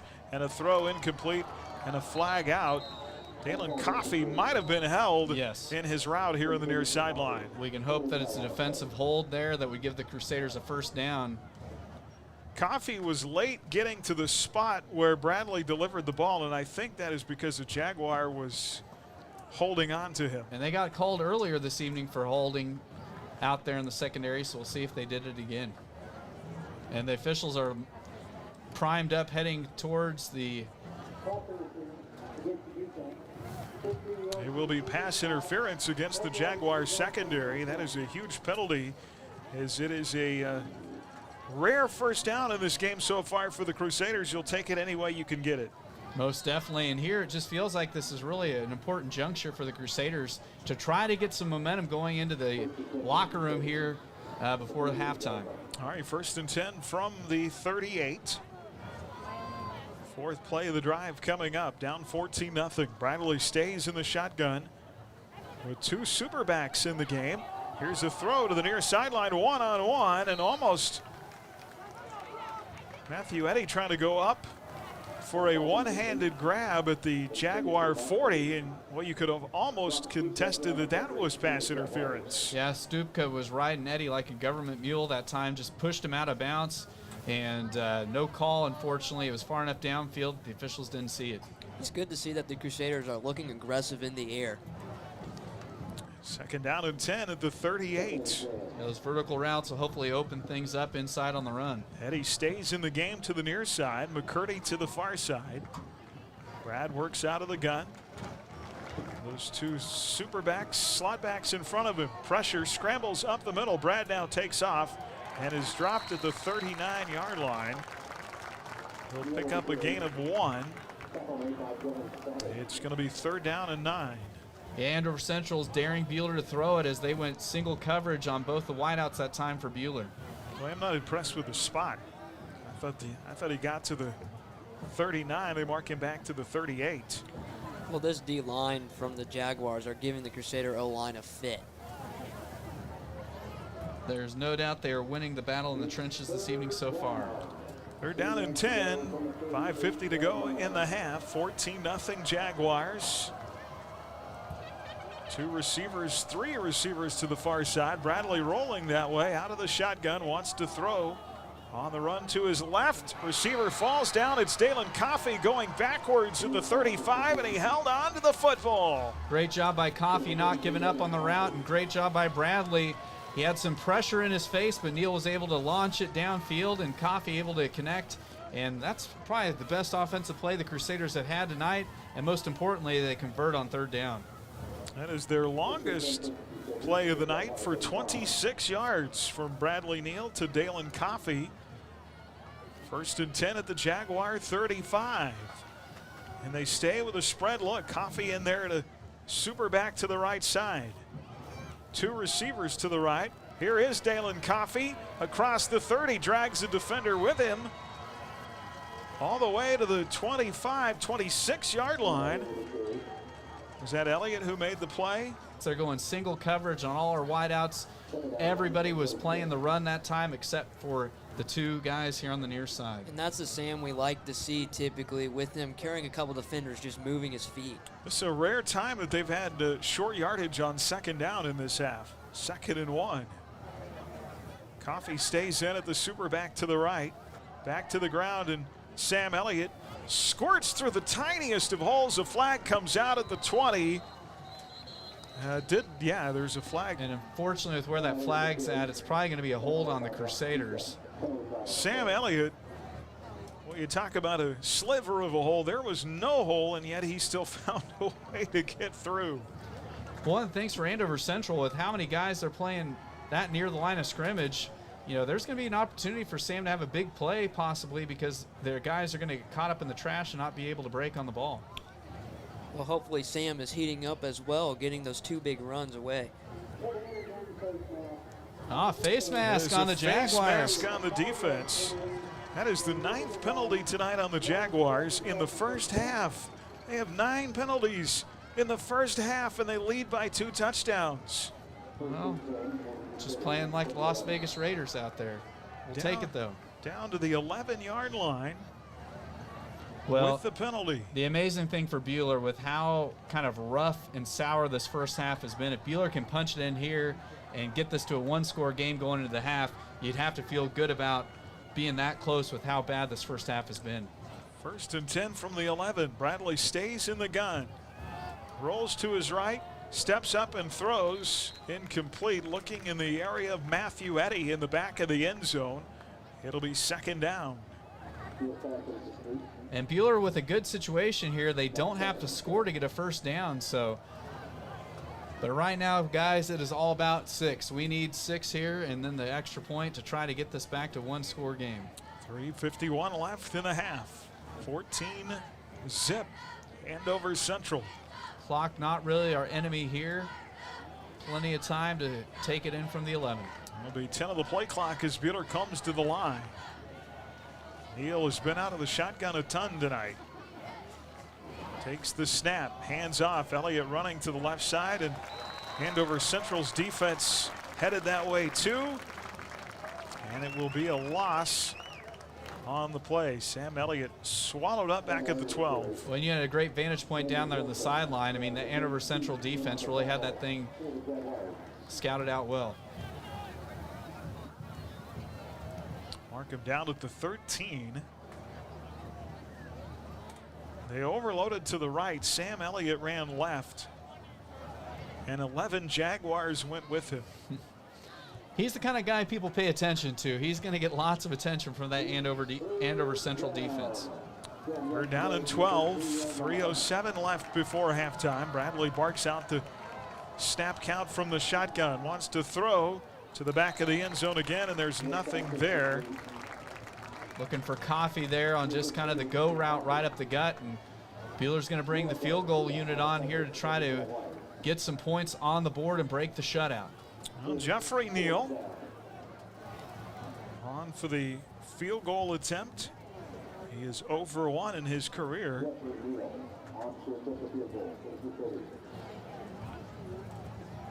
Now, hold will be from the 20-yard line. Holding will be Logan Briner. Kick is up. It's got the distance, but it is no good. Wide left. And still a goose egg on the scoreboard for the Crusaders. 14-0. Andover Central will take over on offense with 2:52 left. It's just a tough first half for Buhler, and now if you're the Crusaders, since we didn't score there, you got to keep Andover Central off the board here in this final 2:52 and maybe try to get the ball back to do something, but at worst case scenario, go to the locker room down 2. They can't allow any big plays with Andover Central being on their own 20. Andover Central from their own 20-yard line. 2:52 left here in the second quarter. Jaguars, Kuntz will work out of the shotgun. Fakes on the throw. Hands off to his tailback. No gain to the left side that time for Ashton Markdale. And don't be surprised if Andover Central really doesn't try to take the air out of the ball. We'll see how aggressive Coach Tuttle wants to be here down the home stretch here in the second quarter. Jaguars beat the Crusaders in the playoffs week 11 in 2019. Went on to finish second in 4A to Bishop Miege in the state title game. Jags won that game here late in November football here in Andover. 2nd and 10 at the 20. Low snap picked up off the turf by Kuntz. Scrambling to his right. Flag is out. That's going to be holding. Scrambles back up the middle. 25-30, 35-40, 45-50. Buhler territory. A big run across the 45 to the 43 of the Crusaders, but got to imagine that's coming back. Yeah, with how long he stayed in the pocket before he took off running, most likely going to be a hold. The officials seem to be walking the ball back, thankfully, so it'll negate that nice run by Kuntz. Boy, he is a guy, when he gets in space, can really make something out of nothing. Yeah, you think about it, a lot of his runs tonight, guys, have been on broken plays or just scrambles. They haven't really been designed quarterback runs. That'll be a 10th penalty, fellas. What do you think Coach is going to talk about to his boys at halftime? Coach Tuttle's not going to be pleased with the penalties. There's no doubt about it. 10 first half penalties. And the fact they're up 14-0 with that. So instead of the ball being 1st and 10 down in past the Buhler 45, it is going to be 2nd down and forever here. The ball inside the 10 to the 7. Well, it'll be interesting to see if Buhler maybe decides to use some timeouts here possibly. If they can hold him here on 2nd down, thinking about trying to get the ball back to do something here on a final possession here before the half. 2nd down and 22. Kuntz out of the shotgun. Put a receiver in motion. Jet sweep. Sweep play from right to left across the 10 and up to the 15. That is Cooper Tabor on the carry. They'll mark him down at the 14, and here is a 3rd down and about 16 yards to go. And the unique thing on a play like that actually counts as a passing play because it was a forward pass. So as a quarterback, that's a very low risk situation, but just the pace of play here has really kind of come to a snail's pace here. But down to a minute 24 to go before halftime. Buhler not electing to use any of their timeouts here. Tabor got 7 yards on the sweep. 3rd and 16. Kuntz out of the gun. 2 receivers left, 2 right. Low snap taken by the quarterback. Steps up. He's got space to the far side, being chased by Colin Rowland. He's got a 1st down. He has got some wheels. Out of bounds at the 40-yard line. It'll be a 1st down with 57 seconds left. He really does have some wheels because you think about some of the Crusaders he ran past that time. Colin Rowland is not a slow individual, neither is Dalen Coffey, and he made both those guys look not as quick as they are. They'll mark him officially down at the 38 for a run of 24 for Kai Kuntz. He has more offense with his legs than Buhler does as a team tonight. 1st and 10 for the Jaguars. 57 seconds left in the half. They snap it with 5 on the play clock. Throw near side caught and spun out of bounds. At the 44-yard line is Brock Stupka. Good coverage over that time there by Deontay Campbell right there to make the play, driving him out of bounds. And now if you're Buhler with 53 seconds and Andover Central challenging midfield, just want to try to get out of this half, only being down 2 scores. 2nd down and 4 at the 44-yard line. That play took just 5 seconds off the play clock. And Kuntz throwing to the near side, complete again. Boy, break of a tackle. Evan Eck broke out of a Sam Elliott tackle at the 45 and gets a 1st down into Buhler territory on the near sideline. And gets across the 45 to the 44. Elliott had him wrapped up, and Eck slipped right away into Buhler territory for a 1st down. Now the one spooky thing, Andover Central with all 3 of their timeouts remaining, that really opens up where they can throw the football here. They don't just have to throw the sideline, they can throw it over the middle. 12-yard pass play, still 43 ticks on the clock, working from the left hash mark, right to left. Up 2 scores, back in Buhler territory. And Kuntz out of the shotgun. Dumps it off over the middle. Fumbled the football. Never had to. Are you sure that wasn't a catch, fellas? I'm sorry. Never had possession incomplete. Well, Kuntz got popped at the end yeah, too. So Kuntz couldn't come scoop it up and take it to the house. Sorry to. So you're saying that was not a fumble? I don't know. People have to watch the replay to determine that play earlier tonight. Here is Kuntz out of the gun. 2nd and 10. Being chased. There's a hold. Breaks away from a play in the backfield. Throws it into the end zone. Incomplete. Yeah, Bo Van Bruggen got tackled. Gavin Patton got free into the backfield and was chasing Kuntz, who let it go downfield, incomplete into the end zone. And would you believe there's another flag on the field? Yeah, it's going to be a hold because Bo Van Bruggen just absolutely got tackled here.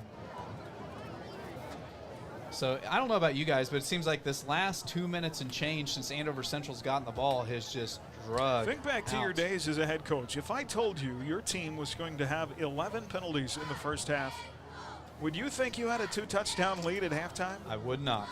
I would not. And there's some penalties that you can kind of be okay with as a coach because they're just hustle penalties. A lot of the penalties on Andover Central tonight, they've been holds. I mean, they've been, pass interference type penalties. So it hasn't been like they've been hustle plays. They've been kind of almost the opposite of hustle. Well, this hold itself actually helps the Crusaders a whole bunch more because now they're on their side of the field. Back to the Jaguar 39 with the penalty. Here's oh goodness, barked all up the middle. Buhler territory at the 35, 30, far side, 25, 20, inside the 15 before finally somebody gets a hand on him.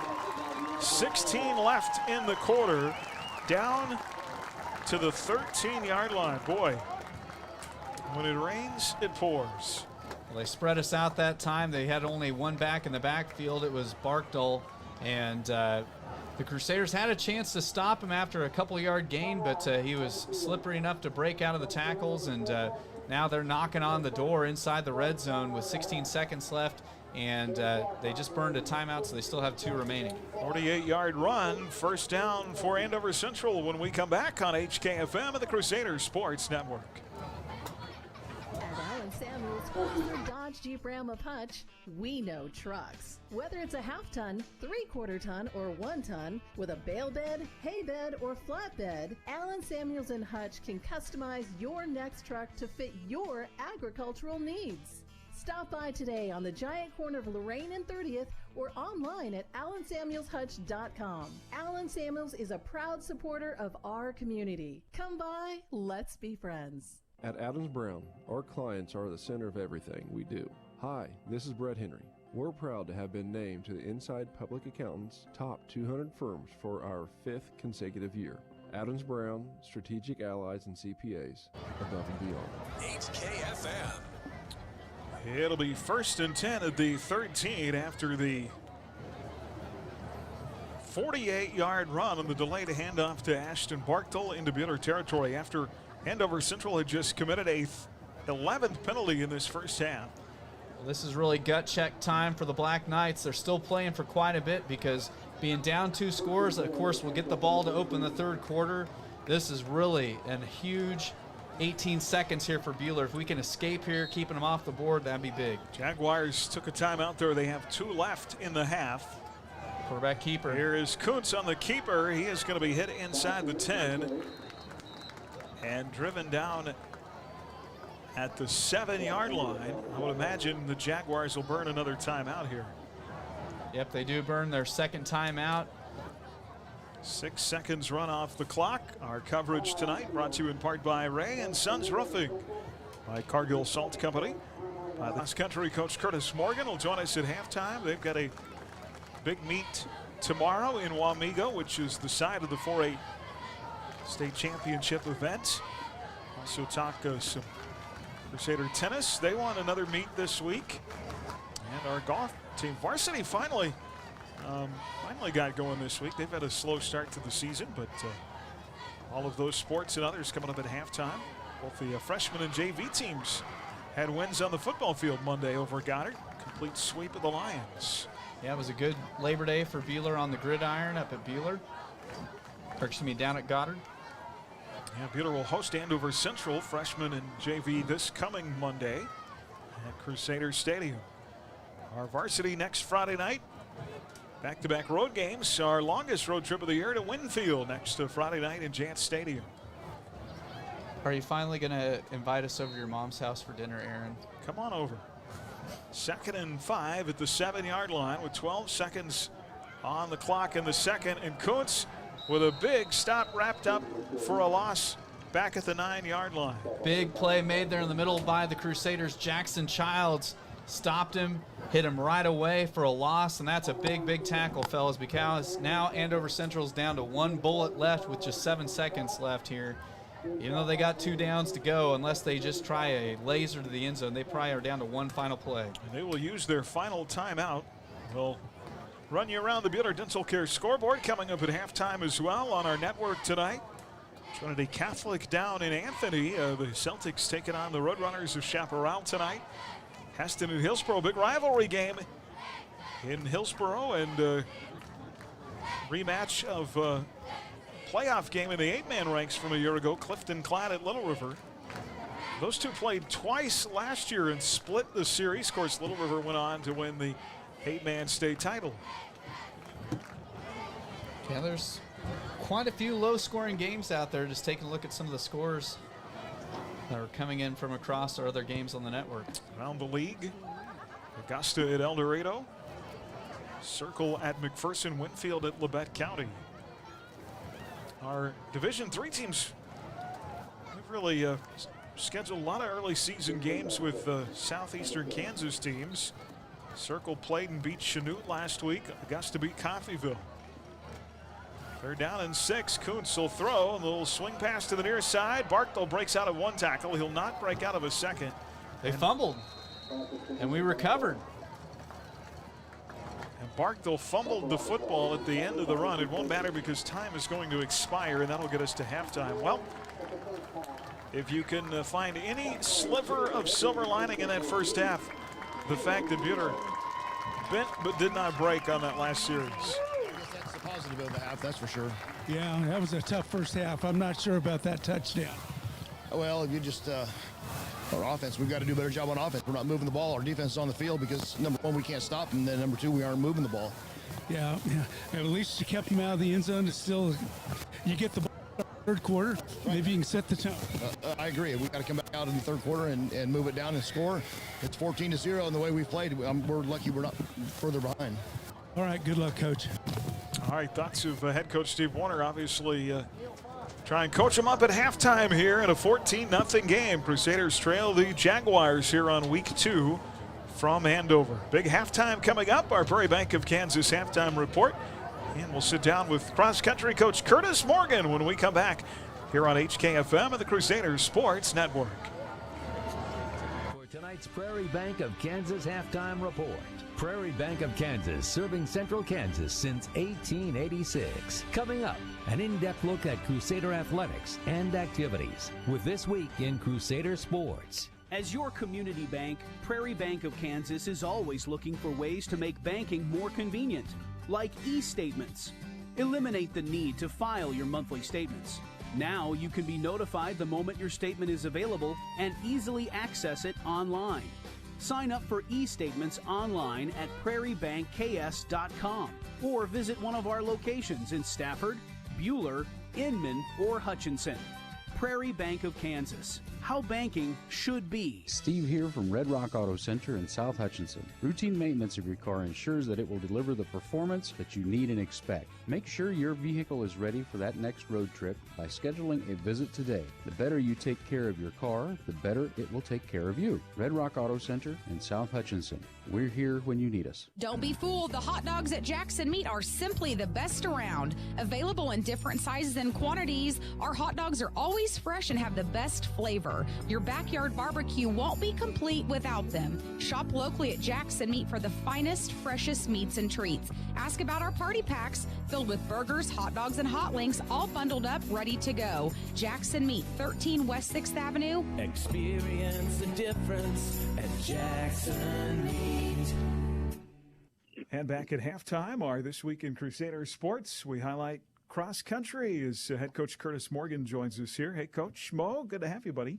Hey, glad to be on, Aaron. Early in the season for cross country, I know your high schoolers just one meet under their belt last week at Great Bend, and then a big test coming up tomorrow at Wamego. Yes, sir. We'll definitely we're going to find out where we stack up against the best in the state this weekend, but we're looking forward to the challenge. Great Bend, what'd you see early out of that to meet from your kids and things you're working to improve on? What we're finding out on the girls' side, we don't have the front runner like we've had in the past. You know, in the past, the Leah Bentleys, the Emma Willisons, the Emily Madisons have been kind of front runners for us to help us with those single digit placements. This year, our girls' team, we're adjusting a little bit. We're trying the old pack attack and just trying to get, if we can get our top 5 girls within 30 seconds of finishing within of each other, that's really going to help our team score out and everything there. We did okay with that. I mean, it is a change. It's a philosophical change, whatnot, but we did okay with that at Great Bend. Still want to see improvement. And I think as the season goes on, those girls are going to get better with that. The guys, the meet, I think, just showed the depth of what this program has this year. Most varsity meets, they let us put 7 in on the varsity side. This meet, they let us put 10 varsity boys in. And we put all 10 within the top 21, which is pretty impressive at a meet where we were actually the small school there. Everybody else was 5s and 6As. Your 7th and 8th graders have had a couple of meets now. Some good early things, I think, especially on the 7th grade side there at the middle school. Yeah, I'm excited about this 7th grade class. You know, sometimes in a sport like mine, we don't have the youth development programs and stuff like that football does. And so I never know what we're going to get until they show up to practice on that first day. Right. But it's a big 7th grade class. But I've been impressed with the results. Our 7th grade girls ended up winning the Great Bend meet, which was pretty cool because they were doing the award ceremony, and all of a sudden they called our girls up for winning, and they came running over like, look what we got, coach. So that was pretty exciting to see. And our 7th grade boys, there's another Lindahl in that group, which helps out a bit too. But just the depth of those 7th grade boys, you know, we put quite a few kids in the top half of that race at Great Bend, and then again at our home meet on Tuesday. So excited about that. Not taking anything away from the 8th graders. You know, I think they're going to get better as the year goes on and adjust to that 2-mile race. But we're always looking to, you know, see how they develop. Sometimes with middle schoolers, you just don't know how they're going to end up when they get to high school. All right, Coach. Well, we appreciate your time. Good luck this weekend, and we'll talk to you soon. Absolutely. Thanks for having me, Aaron. head cross-country coach Curtis Morgan. We're back with more right after this. You're listening to the Prairie Bank of Kansas Halftime Report.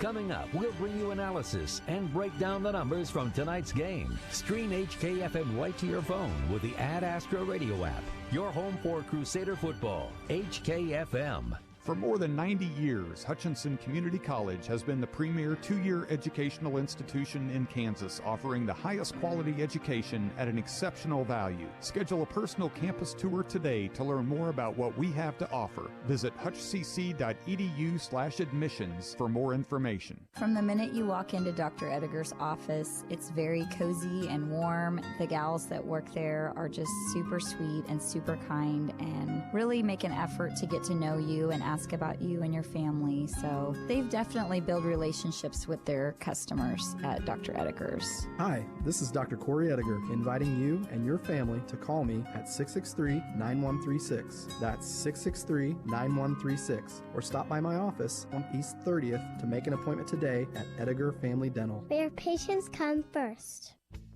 At Allen Samuels Chrysler Dodge Jeep Ram of Hutch, we know trucks. Whether it's a half-ton, three-quarter-ton, or one-ton, with a bale bed, hay bed, or flatbed, Allen Samuels and Hutch can customize your next truck to fit your agricultural needs. Stop by today on the giant corner of Lorraine and 30th or online at allensamuelshutch.com. Allen Samuels is a proud supporter of our community. Come by, let's be friends. HKFM. Well, here we are back at halftime from Andover Jaguar Stadium in a 14-0 lead as we look at the first half numbers. Brought to you by Adams Brown Strategic Allies and CPAs.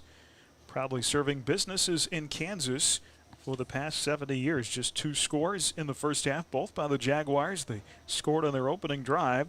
15 plays from their own 19-yard line. Had Ashton Barkdale a 7-yard score with 5:15 to go in the first quarter. 7-0. The other score on the Jaguars' second drive of the night came after a pass completion to the tight end Stupka at the 45-yard line on a third down play. The ball was fumbled, scooped up by a Jaguar, and ran 55 yards into the end zone for a touchdown. 14-0. Bueller's only attempt at a score, missed 30-yard field goal by Jeffrey Neal. Christopher in the second quarter. Yeah, and the offense really kind of illustrating how Andover Central is dominating the game. In total offense tonight, the Jaguars with 241 yards of total offense compared to Bueller's just 79 yards. Andover Central ran off 14 more plays in the first half than Bueller, and they're averaging 7.1 yards a play compared to Bueller's 4 yards a play. Through the air in the first half, Bradley Neal going 4 of 10 for 61 yards. And for Andover Central, Kai Kuntz going 9 of 12 for 105 yards. Then on the ground, this is where Andover Central really kind of surprising the Crusaders tonight. 136 yards rushing for Andover Central. Bueller held to just 18 yards on 10 carries here in the first half. Penalty-wise, this is one of the things that's helped keep Bueller in the game. Andover Central 9 penalties for 85 yards. Bueller with just the 2 penalties for 20 yards. And time of possession, it feels more like it's cockeyed the other way, but 13:43 to 10 minutes. Andover Central just with a 3-minute differential, but it definitely feels like they've had the ball forever. Taking a look at some of the individual rushing yardage situations, Sam Elliott, leading rusher for the Crusaders at the half, 7 carries for 20 yards. Dalen Coffey, 1 carry for 1. Bradley Neal had the 1 carry for 0 yards, and Deontay Campbell on that sweep lost 3 yards. For Andover Central, leading rusher at the half, Barkdale with 14 carries for 73 yards and a touchdown. And also tonight, we mentioned Kuntz. They have him down for just, 7 carries for 60 yards, so he's the second leading rusher. And then the only other back to carry the ball tonight was Jackson Reese with the 1 carry for 3 yards. And individual receiving numbers for the Crusaders, Dalen Coffey, 1 catch for 27 yards. Brock McCurdy, 1 catch for 22. Matthew Eddy, 1 catch for 7. And Bo Van Bruggen with 1 catch for 5 yards. Leading receiver, Stupka for Andover Central, 3 catches for 60 yards. Also receiving tonight, Jack Boozer with, that is Cooper Tabor with the 2 catches for 23 yards. A couple of thoughts there. Number one, when was the last time, I can't remember, that Bueller was outrushed in a football game. It has been a very long time. It has been a very long time, and Buhler only having 18 yards at the half. If you would tell us you only had 18 yards at the half and you're only down 14 points, you kind of have to be a little bit relieved that, okay, things could be a lot worse. Other thought is they've got to find a way to contain Kai Kuntz. Yeah, Kai has had a whale of a night for Andover Central and really impressed me, just his ability to just make things happen. And most of his plays that he's carried the football on just been kind of broken plays or scrambles. All right, more coming up. Our This Week in Crusader Sports. We'll go around the horn of what else is happening in athletics at BHS. That's coming up, and our Buhler Dental scoreboard as well. Our Prairie Bank of Kansas halftime report continues after this on HKFM and the Crusader Sports Network. Find Prairie Bank of Kansas online at prairiebankks.com. The Prairie Bank of Kansas halftime report continues with tonight's This Week in Crusader Sports. Follow our Crusader football coverage on the sports page at adastraradio.com. Rise and shine, it's daylight time, and time to go to your happy place.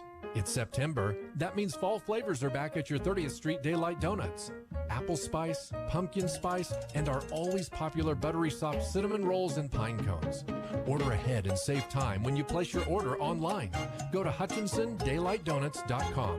When you just need a pick-me-up, want to say thank you, or want to reward, your 30th Street Daylight Donuts stands ready to help make your day.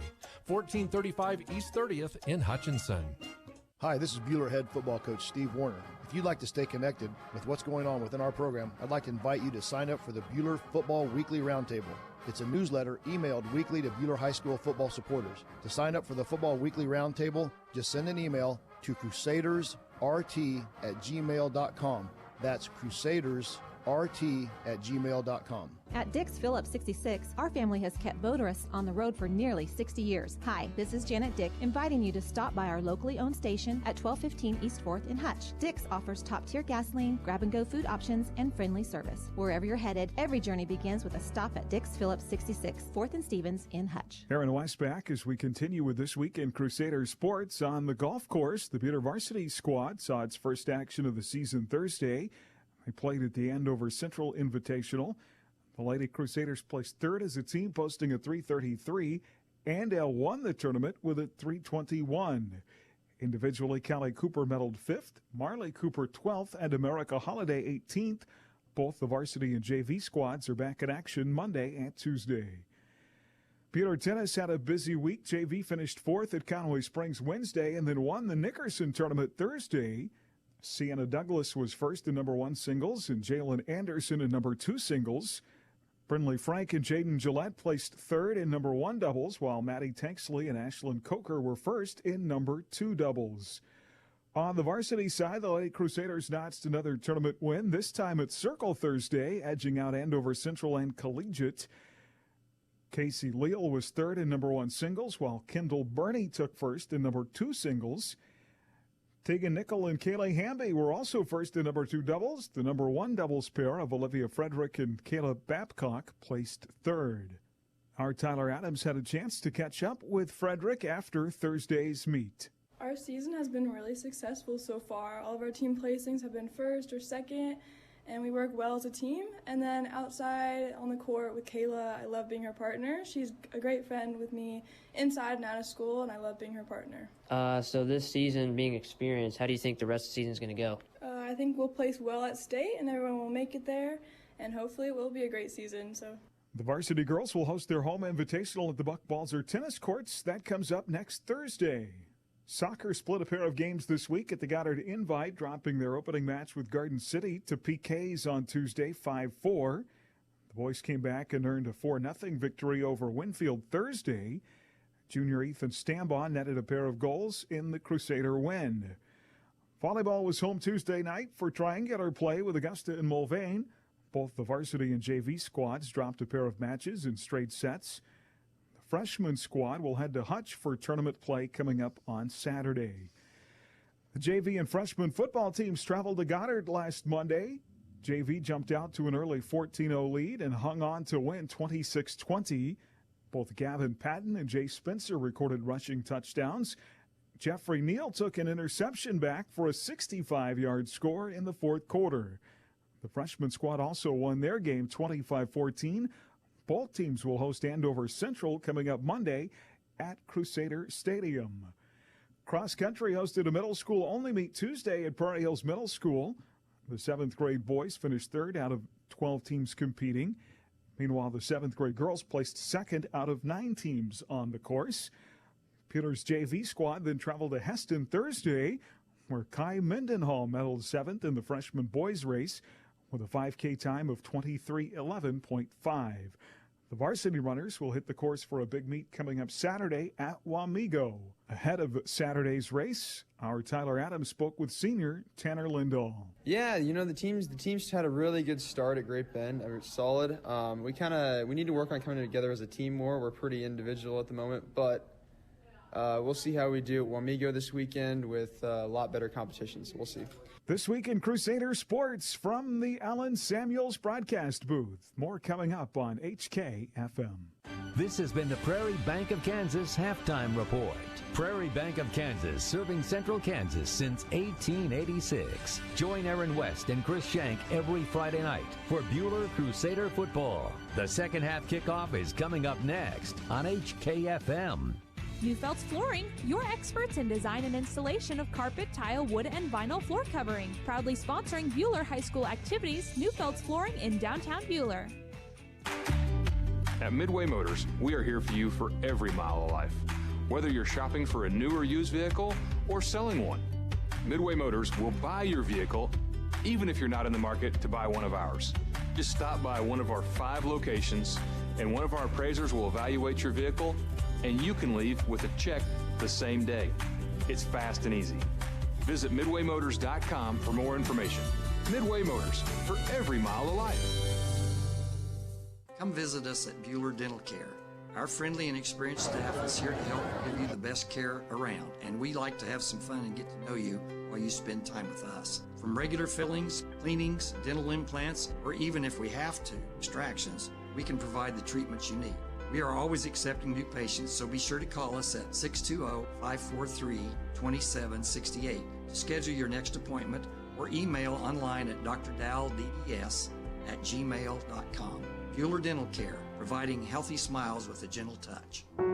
Rise Up Reno and Andy Addis want to remind you that your contribution to our community is important. So being a part of a community means making choices not just for yourself, but for your friends, your family, and the people all around you. The person that you are today is valuable. Don't let that be diminished by drugs or habits or things that diminish you, because we need all of you. How will you rise up? Rise up, Reno. HKFM. And back here at halftime as we go around and grab some other scores in our Buhler Dental Care scoreboard. Buhler Dental Care online, BuhlerDentalCare.com, providing healthy smiles with a gentle touch.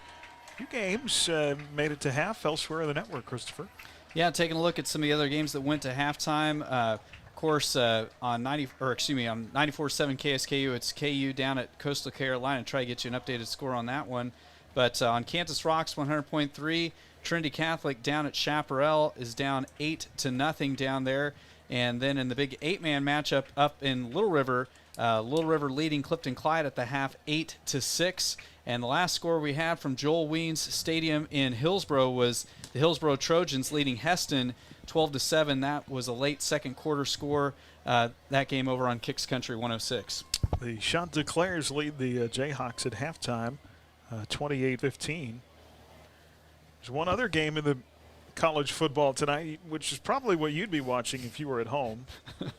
North Carolina A&T and Duke.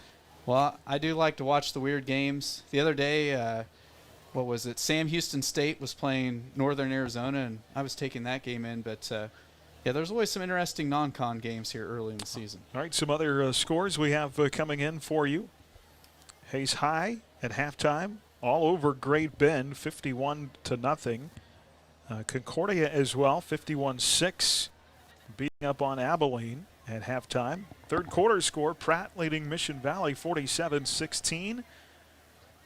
Wamego 20, Marysville 7. That is a halftime score. Hoisington leading Larned 21-6. Dodge City over Liberal 28-6. Garden Plain thumping Sterling at halftime tonight 34-0. Valley Center at the half leading Goddard 14-6. Cheney 44, Belle Plaine nothing. That was a second quarter score. Topeka Hayden, Topeka Seaman tied at 7 at halftime. Campus leading Mays 10-3. Andale 16, Mulvane nothing at halftime. And the other halftime score, Mac 10, Circle nothing. Those are other scores we have tonight in our Bueller Dental Care scoreboard. We'll see both those teams later in the year. Of course, at Winfield next to Friday night at Jant Stadium for Week 3. Second half coming up, and we'll break it down for you next. Crusader football from the Allen Samuels broadcast booth here on HKFM and the Crusader Sports Network. Hi Crusaders, this is Jade from IdeaTech. IdeaTech is a proud supporter and the preferred internet provider of the Bueller Crusaders. As the Crusaders know, speed wins. We back up our lightning-fast internet with a customer-first philosophy. That means you'll talk to a live person from our offices in Bueller when you call in. We love bringing internet freedom to our customers. Go to ideatech.com and click on Check Availability to sign up or call 620-543-5000. As your American Family Insurance agent in Hutchinson, I'm looking out for what matters to you, even when nothing's wrong. This is Sheila Metzger, agent at the Sheila Metzger Agency. Call me at 665-0400 and let's talk about your insurance needs today. American Family Insurance. Hi, I'm Dr. Dal Hunt with Bueller Dental Care. At Bueller Dental Care, we have great registered hygienists to help schedule your family for convenience. You will receive high-quality dental care and build a positive relationship with our experienced staff in a pleasant and reassuring atmosphere. We like to have some fun with you and get to know you while you spend time with us. So be sure to give us a call at 620-543-2768 or email us at drdalldds@gmail.com. Bueller Dental Care, providing healthy smiles with a gentle touch. At H&R Block, you could turn your passion for tax prep and helping people into a career with us. Local classes near you, beginning September 20th in Hutchinson, Lyons, or Ellsworth. Learn more at hrBlock.com/beapro. If you need a piece of metal or an angle for a small project or a complete fabrication project done, call us at Johnson Sheet Metal or stop by 512 South Main in Hutchinson. We know metal. Hi, this is Sarah Johnson, and my family has been in business for 99 years. With a huge stock of different sheets, shapes of steel, stainless, galvanized, and aluminum, Johnson Sheet Metal has what you need. We cut to size, bend, roll, punch, or weld to your specifications, and can make your ag replacement back. Inside our Allen Samuels broadcast booth, Bueller will get the ball to start the second half. Fellas, thoughts on Bueller winning the toss and deferring to the second half. This first drive to open the third quarter could not be more critical, because that's the beautiful thing for Bueller. Even though they had a rough first half, if they can score on this drive, they're only down one score, and if you can have a rough go and still be that close, you got to feel good when finally things start going your way. I got two things. Make your blocks and execute your tackles. Oh, those are a couple of very important things. The fundamentals always win. So the Jack up to the 26-yard line. Bueller had a chance at a score in the second quarter and came up short on a field goal opportunity. See if they can best their effort of the first half with just 18 yards rushing. It's got to be a better half for the Crusaders on the ground. And the thing about it, when you're down, you don't get back into a game on one play. You do it one down at a time, and let's see if the Crusaders can start winning that battle up front, start grinding into these Jaguars. And Coffey to the near side, McCurdy to the far. Here's Elliott. And goes right at the teeth of that Jaguar defense. Forward progress up to the 29 for 2 yards. Even though it's not a huge gain, good to see positive yards there on first down. You think about it, Sam Elliott had a couple good runs there kind of in the late second quarter, but still just looking for that first big breakout move. Second down and 8 after a gain of 2. Bueller going right to left here in the third quarter. And out of the I formation. Fake to Elliott. They throw the Great pass near side. It is caught at the 35 and up near a first down. It is Colin Rowland. Mark him out. A play on it was Rowland. He caught it, made a little bit of a move, and the Crusaders have their first down of the second half. The difference between the junior quarterback of Bradley and the senior quarterback of Bradley is he is making those passes. At the left hash mark of the 39 after the first down pass to Colin Rowland. Bradley back out of the gun. Two receivers to the far side, takes the snap. Elliott running straight ahead, forward progress to the 40. He'll pick up another yard. They'll dig Sam off the bottom of the pile here. It'll be 2nd down and 9. So still positive gain that time, even if it was just a yard. Overcome some huge mistakes penalty-wise offensively to have a 2-score lead. 10-14 to go in the third. Bradley works out of the shotgun. Elliott the lone setback to his. Yeah, I mean, Dalen Coffey to the 38. He hit Coffey right in stride, just a little seam route right up the hash on the far side. There was no, I don't see how from where the flag was thrown that the official could have seen anything to be considered holding. Because the Crusaders had one receiver outside of Coffey. And he was the split end out there, but yeah, McCurdy was kind of off on his own. Really didn't have any impact. How in the world is that pass interference? Wow. It's going to be against the Crusaders. They had to have called it on McCurdy, but basically McCurdy was the far split out on he wasn't even involved in the play. No, he wasn't, because that was just a route just to the slot back, and Coffey caught it in stride. They must have said he stock blocked somebody downfield. That's kind of a difficult call for the Crusaders. When you had a night when you've only had 2 penalties, that's a big one right there. Well, looking at the film, we're right next to the coaches. It was McCurdy that cut in front of Coffey right at the beginning, but I don't even know. Should that be a penalty at all? Back to the 25-yard line. No, the flag came out well after the catch. 2nd down and 24. And Coffey was free, not because of anything McCurdy did. Here is Neal out of the gun, scrambling to his right, trying to throw right. Receiver well covered. Pass intended for Dalen Coffey on the far side, incomplete. Well, they're going to rule a catch, I believe, because they're keeping the clock rolling. So it was a catch. They are. Sorry, it was very difficult to see there. He scraped it off the turf. Cliff had a better view than we did, and boy, tough to see up against that far sideline, but they call it a catch, huh? Yes. At the 33-yard line. Well, that makes it 3rd down and 17. Bueller needs a big play here. 2 receivers to the near side, 1 to the far. Carson Moeller. Brad needed a perfect pass there. I think he puts it on the numbers.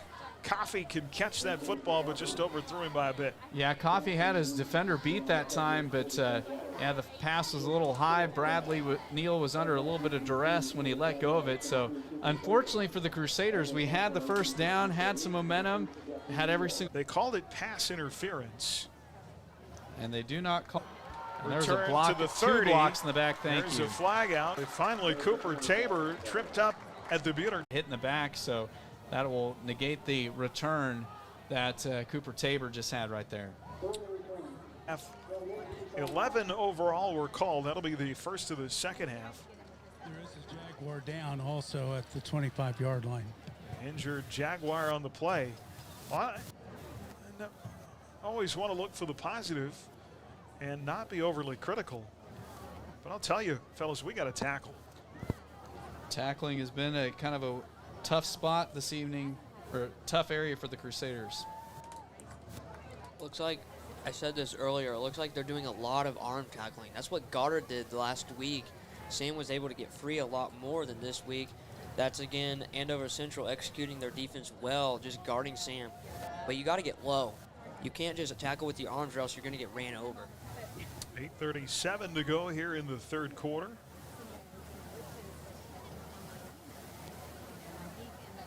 Jaguars are going to have it from their own 18.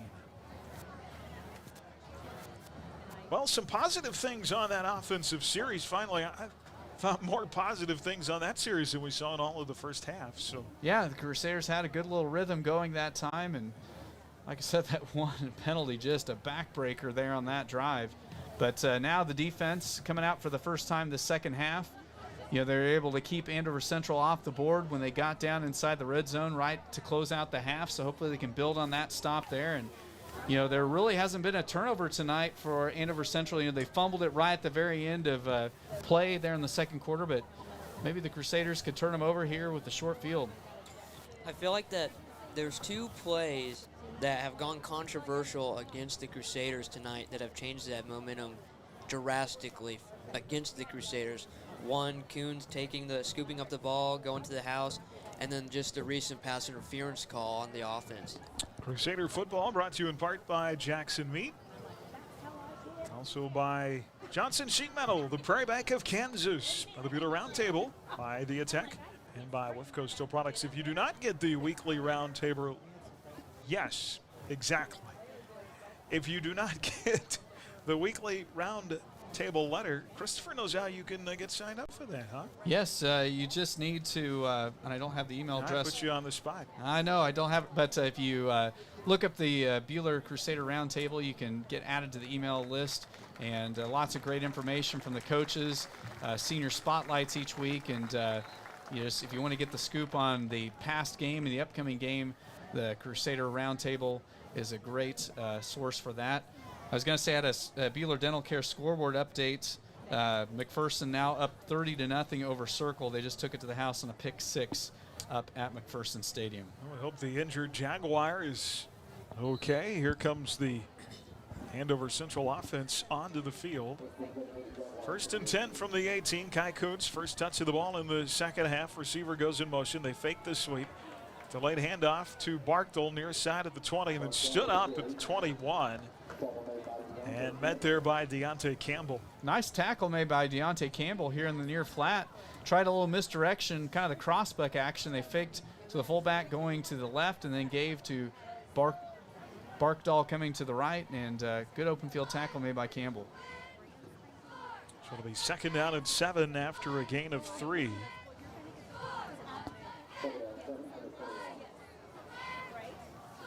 Mason Jones in along that defensive line for the Crusaders. With Kuntz out of the gun, nearly fumbled the snap. Steps up in the pocket, scrambling around, still on his feet at the 22, and waylaid there. And a good effort by the Crusaders to stay with Kuntz as he tried to find some room, but Tanner Tustin and company just able to swallow him up after a gain of a yard. And Sam Elliott helping out as well as Deontay Campbell. But, yeah, on that play right there, it would have been Dalen Coffey. Looked like he got blocked in the back. But great hustle by Dalen. He didn't get in on the stop, but he got back to his feet after getting hacked in the back and still nearly made the tackle. Kuntz might have run 10 yards there to gain 1. That was a long, long play, gentlemen. 3rd down and 6. Kuntz takes the snap from the 15, throws, receiver, tries to stretch out and catch it near side. And that is going to be incomplete, intended for the tight end Stupka along the sideline. And Bueller's defense comes up with a big hold here. 7:36 to go in the third, still 14-0. Great job by the Crusader Black Knights to force the 3 and out. Bo Van Bruggen was in hot pursuit that time. The Crusaders really kind of picking up the pressure from the edges, trying to rattle the cage of Kuntz. I believe that is the first 3 and out for the Crusaders all game. If you're going to say hot pursuit, you got to give me a little Roscoe P. Coltrane. That's your specialty, Aaron. Okay. So Andover Central is going to be forced to punt for just the second time in the game. Let's go for a bad snap here. On a 4th and 6. Taken and kicked away from the 10. Will not be returned by Ostrom. It bounces at the 50. It'll be down right there by the Jaguars. And Bueller with their best starting field position of the night in Andover Central territory of the 49. All right. We've kind of felt like we've been in molasses this whole game on offense. Now is a critical series. The beautiful thing, Bueller, with everything that has gone against us tonight, we're only down 2 scores, short field here. Let's see if we can make something happen here. And the light showed a little bit last possession, being able to move the ball a little more than usual. Avoid penalties. Clean up those mistakes. 1st and 10. At the 49, 2 receivers to the right side. Coffee in the slot. Roland is back-ended fullback. Under center, Bradley rolling out to his right. Pump fakes. Now let's go. Downfield one-on-one. He overthrows the receiver. That is Dalen Coffee down the far sideline. Incomplete at the 20-yard line. Well, I like to see the Crusaders trying to stretch the field vertically on 1st down, trying to keep this Andover Central secondary honest, as they've been going a lot of single coverage tonight on the Crusaders. That time he's thrown into double coverage. You know, I think over the years is one of the things that made Bueller so successful is their success early on 1st and 2nd down, avoiding those 3rd and long situations. Yeah. 2nd down and 10. Bueller to the line with 9 on the play clock here. Back in the I formation. Bradley will take the snap with the tight end Van Bruggen to the right side. Throw over the middle of the field. Oh, it's just off the hands of the 15. Intended for Matt Eddy. Matt Eddy a step farther and he has a touchdown.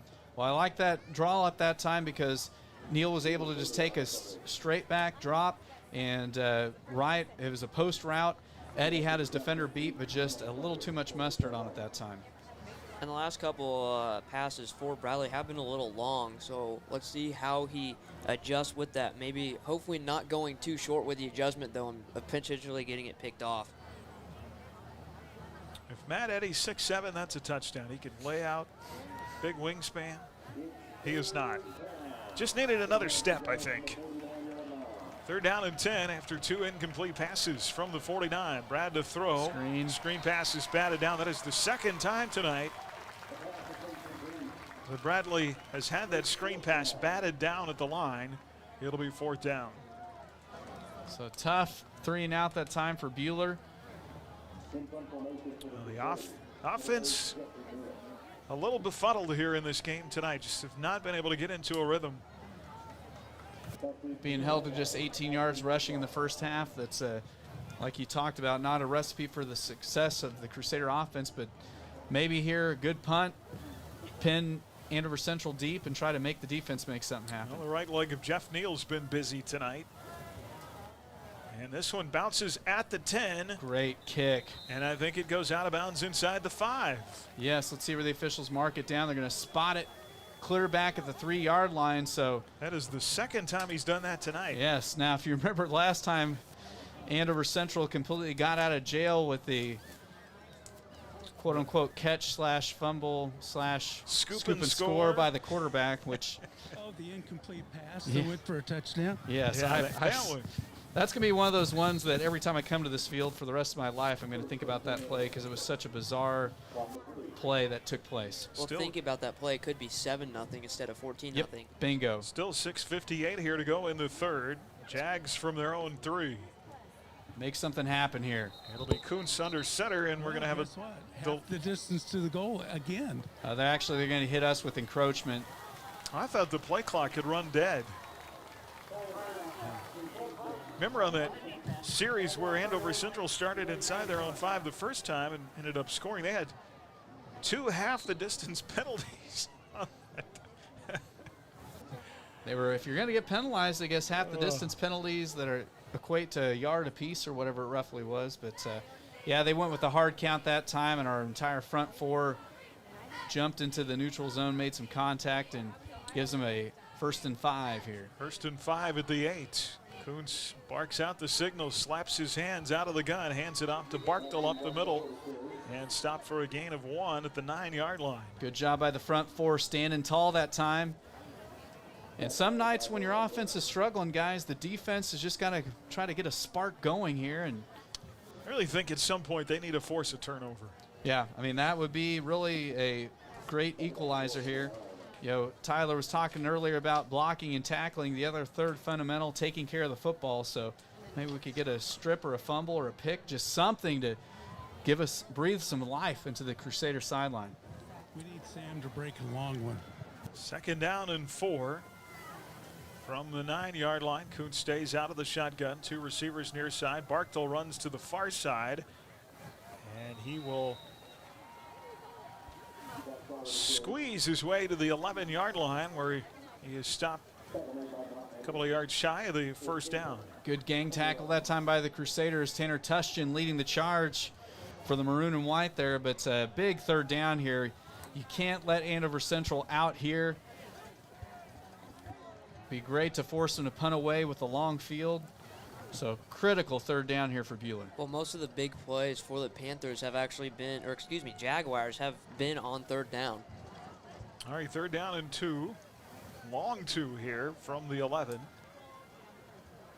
With Kuntz out of the gun, and boy, somebody came scrambling onto the field late, and the Jaguars have to call a timeout as Tanner Gawith, the wide receiver, came sprinting as Kuntz was about to snap the football, came sprinting out of the field. Timeout, 5:26 to go in the third, 14-0 Andover Central from the Allen Samuels broadcast booth on HKFM at the Crusader Sports Network.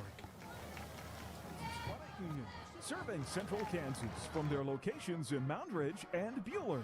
Take control of your accounts and sign up for online banking at nkcu.com with features like remote capture deposit and online bill pay. Member owned and proudly supporting Crusader arts, athletics, and academics. Mid-Kansas Credit Union at 200 West 2nd in Buhler and in Moundridge. Member NCUA. For more than 90 years, Hutchinson Community College has been the premier two-year educational institution in Kansas, offering the highest quality education at an exceptional value. Schedule a personal campus tour today to learn more about what we have to offer. Visit hutchcc.edu/admissions for more information. HKFM. All right, here we go. Third down and 2 out of the timeout for the Jaguars, who had to burn their first time out of the second half. Kuntz out of the gun from the 11. Barkdole is going to be stopped and driven back at the 11-yard line for no gain. Great to see that many black hats all surrounding him, stopping him for a loss. They're going to mark him down at the 10-yard line, so a loss of 1, and the Jaguars are going to be forced to punt away. Their last snap to their punter was incredibly high. He's a tall individual. Could we have a little luck? Snap it over his head, just something. We need something. Field position here. Drew Daniels to kick from his own end zone with 4:44 to go in the third. And then it goes out of bounds at about the 28. All right, fellas. Finally, okay, we talked about it. We've kind of been in concrete tonight offensively. Hopefully the Crusaders can get something going. An incredibly short field. They're going to spot the ball at the 28-yard line. Crusaders still just down 14-0. Only 8 yards away from the red zone. I believe this is the deepest we've been on Andover's field the entire night, correct? They've been on the 20. They've been to the 20 where they had the field goal attempt in the second you're correct. Quarter. First and 10 here at the 28. It's been a forever third quarter. Still 4:35 to go in a 14-0 game. I formation. Brad takes the snap. Hands it off to his fullback. The first man through the hole. And forward progress up to the 26-yard line. Belly option give that time. Coffee just kind of burrowed his way forward, picking up 2. It's actually, I believe it was Colin Rowland in on the carry at fullback. Well, on the Black Knight defense side of things, that's their second straight third and out of the game. And they've only had 2 3 and outs all game, so hopefully there's some more momentum there. Second down and 8 after a gain of 2 at the 26. Coffee and McCurdy to the far side of the I formation. Bradley wants to throw, looking in the slot, throws high. Ooh, what a big hit at the 10, holding on for the catch. That was Mace McCabe in there, not Brock McCurdy, who makes his first catch of the season. Mace McCabe caught the ball in traffic and took a wallop and hung on. Well, what a great varsity first catch for Mace McCabe. Visiting with his dad earlier this week. He was so happy his son went back out for football, and that's going to be one he remembers for a long time. First and goal at the 8, out of the I with 3:27 to go in the third. Here's the play fake and the rollout, the throw, the touchdown! Touchdown pass out of the backfield. Colin Rowland with the catch and score, and the beautiful thing, fellas, for how badly things have gone for us, we are just down 8 points, still 3:19 left to go in the third quarter, and finally the Crusaders hit pay dirt. Well, feels like the momentum has swung our way drastically this second half. Well, we're so used to Sam Elliott doing it with its legs. It's been the arm of Brad Neal here on this drive. Jeff Neal on for the PAT. It is through. Out of the hole to Briner from the 10. And the lead has been cut in half. First score of the night for the Maroon Crew. 14-7. Andover Central up by a touchdown here on HKFM of the Crusader Sports Network. Rise Up Reno and Tommy Galinda want to remind you that mentorship matters. Youth with mentors are 46% less likely to use. I dropped out of school early, got into the system from drugs, and it just, it tore my life apart. I ruined other lives, and I got incarcerated. To become a mentor, visit us online. Rise Up Reno. Did you know that it's estimated that the salt deposits under Kansas could supply the entire world's salt needs for the next 250,000 years? Cargill Salt of Hutch is proud to support the schools of Reno County. Collaborate, create, succeed. Cargill Salt of Hutchinson. HKFM. 3:19 to go in the third. Buhler started a series from the Andover 28. They only had to go 28 yards in 3 plays. A couple of big pass completions, one to Mace McCabe and one to Colin Rowland for 8 yards.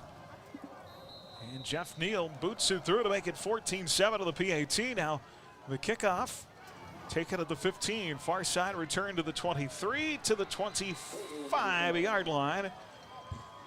And Alex Lee coming flying down the field to hit the return man to stop him. Great special teams tackle made by the junior. We are still, by the way, in the third quarter. There's still 3 minutes left in this third quarter. This is one of those games that just, I don't know about you guys, but just felt like the wind was out of the sails and just, you know, at the beginning of the game, both teams were running the football. It was kind of flying by, but then that second quarter just took 10 years. This third quarter seemed like it took forever, and Buhler, for all the things that have gone against us, right back in this football game with the defense playing well. First and 10 from their own 24, the Jaguars. Far side, hash mark, left to right. Kuntz out of the gun. 2 receivers bunched either side. There's a handoff up. Nice fake. And then a pass near side from Kuntz. Complete.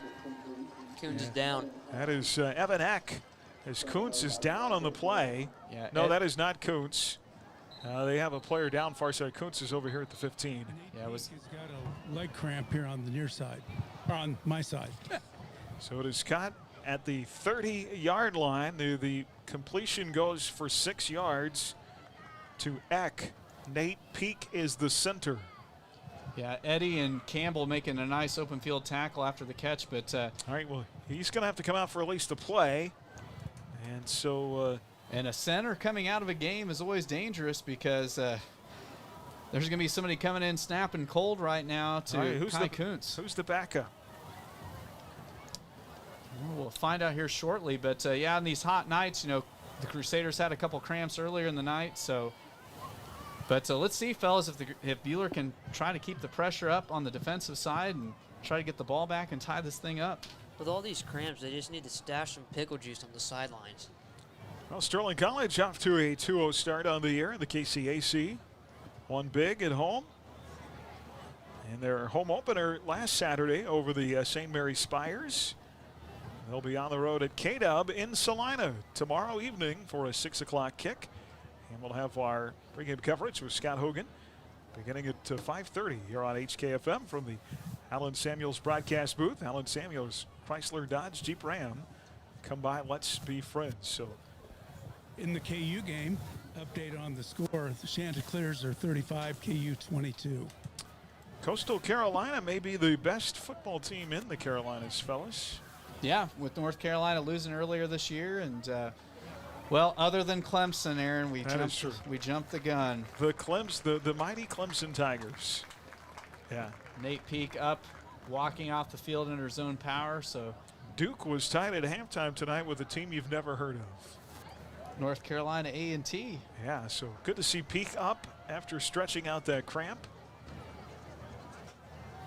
You know what else is good to see? A bit out here. Yeah, absolutely. It's been turned into a nice evening with the sun going down, huh? Yes. All right, so big 2nd and 4. Bueller needs a stop. Hold on to that momentum and get the ball back. Kuntz out of the gun. 3 receivers far side. He'll throw to the near side and drop to the backfield for a loss after the completion to Cooper Tabor. Slot receiver to the left is driven back to the 27 for a loss of 3. Cody Weiscarver was all over him. Yep, coming up from the safety spot, just saw the swing route, just came up and lit him up like a Roman candle. So now a big 3rd down for Bueller. Boy, a stop here would be big for the Black Knights. Jaguars in 2 previous series in this half have had to punt it away. And you can just see the Crusaders playing with a little bit more spark and spirit out there here in this 3rd quarter. 3rd down and 6. One back. Barkdold to the right of Kuntz, who takes the snap, wants to throw near side. Right at the stick, has a 1st down. The flag has been thrown.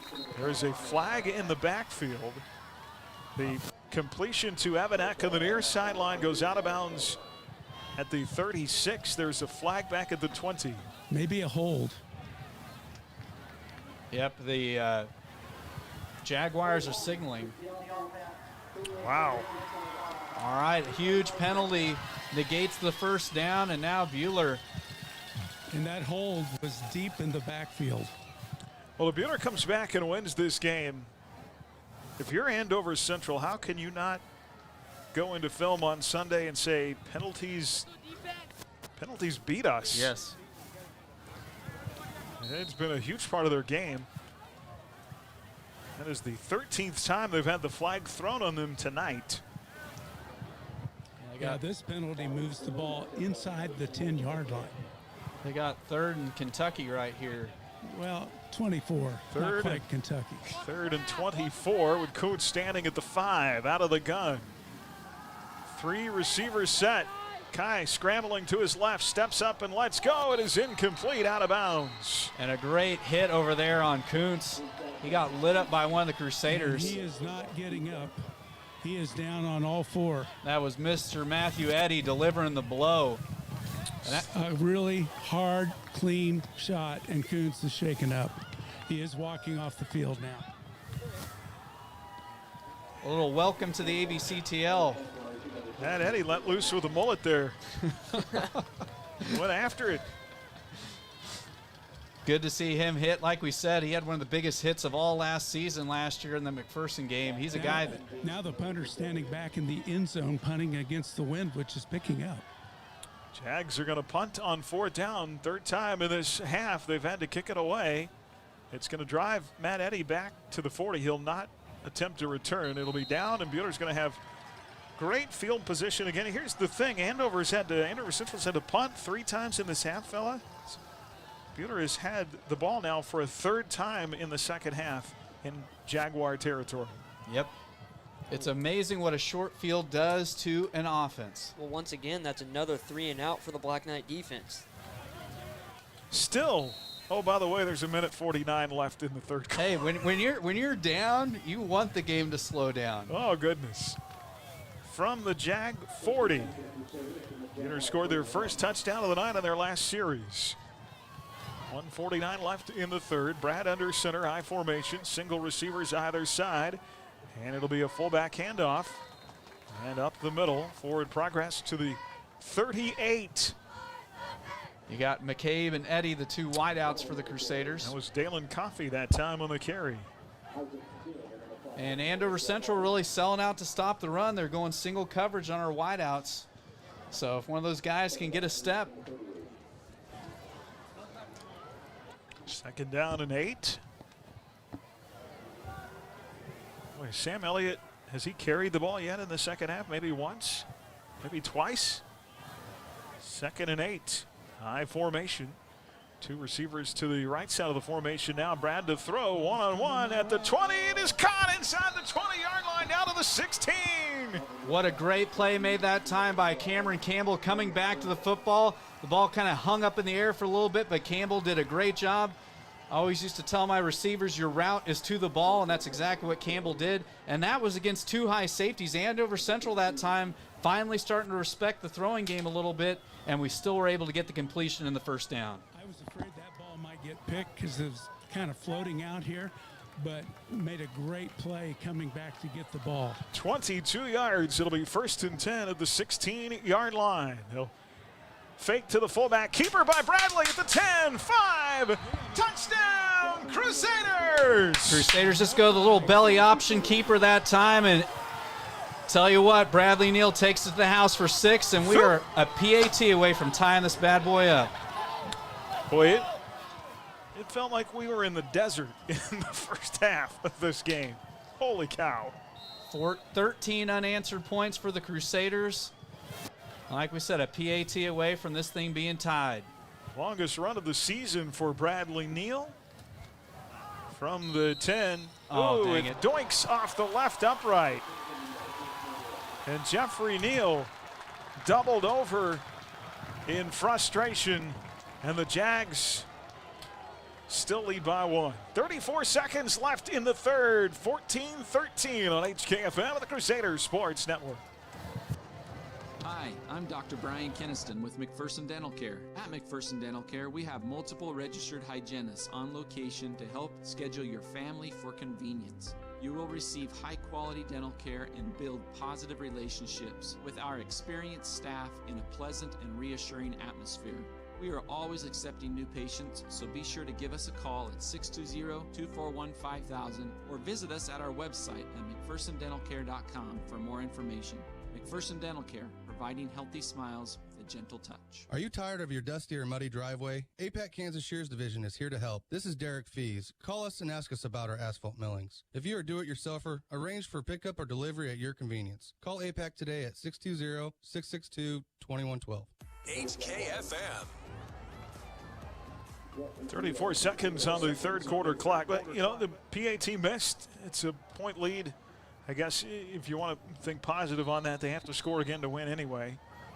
Let's go out and stay perfect defensively in the second half, huh? Yeah, keep the screws to him here.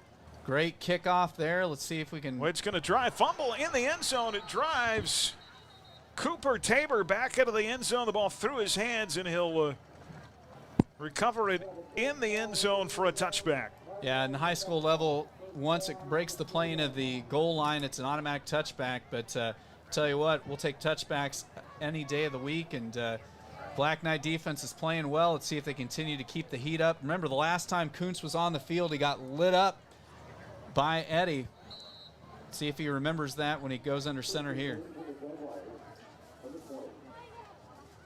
And what's the feeling over there on the sidelines? He's feeling it right now. They're fired up. From the 20, the Jags 0 for 3 on drives in the second half. After 2 first-half touchdowns, Kuntz out of the gun. They'll put a receiver in motion. Reverse. There's the fake. It's a reverse near side at the 25. 30 breaks a tackle. 45, 40 to the 50 into Bueller territory. 40, somebody make a tackle. Oh my goodness. Down to the 35 goes Cooper Tabor. Well, I was just about to say, don't be surprised to have Andover Central try to do something to get the momentum back on their side. They go for the reverse, and they did a great job of walling it off. The Bueller D end on this side just absolutely buried and got to the edge, and nice couple stiff arms there by Cooper Tabor. 44 yards on the reverse, and boy, they just could not make a tackle. Down to the 34-yard line of Bueller, 1st and 10. That's the first real life that the Andover Central offense showed that entire quarter. That'll get us to the end of the third quarter. Bueller trailing by a point. Black Knights need a big stop. 14-13 for the Allen Samuels broadcast booth on HKFM, the Crusader Sports Network. At Allen Samuels Chrysler Dodge Jeep Ram of Hutch, we know trucks. Whether it's a half-ton, 3/4 ton, or 1 ton, with a bale bed, hay bed, or flatbed, Allen Samuels and Hutch can customize your next truck to fit your agricultural needs. Stop by today on the giant corner of Lorraine and 30th or online at AllenSamuelsHutch.com. Allen Samuels is a proud supporter of our community. Come by, let's be friends. Manufacturing facilities, warehouses, oil, fuel and water storage, grain elevators, product makers, rooftops, HVAC containment, refineries, garages, and more rely on the quality and integrity of WIFCO products. Go to WIFCOSP.com for more. WIFCO Steel Products, the experts in steel fabrication. HKFM. Well, I bet you it took all of 40 minutes to play that third quarter, but Buehler scored 13 unanswered in that 12-minute period. But now the Black Knights, with Andover Central in their territory, need a big stop. Here's a handoff to Barktel. Far side run across the 30 to the 29. It's one of the first times Ashton Barktel's touched the football in quite some time. Matthew Eddy made the stop at the 29 on the far side. On a gain of 5, it'll be 2nd down and 5.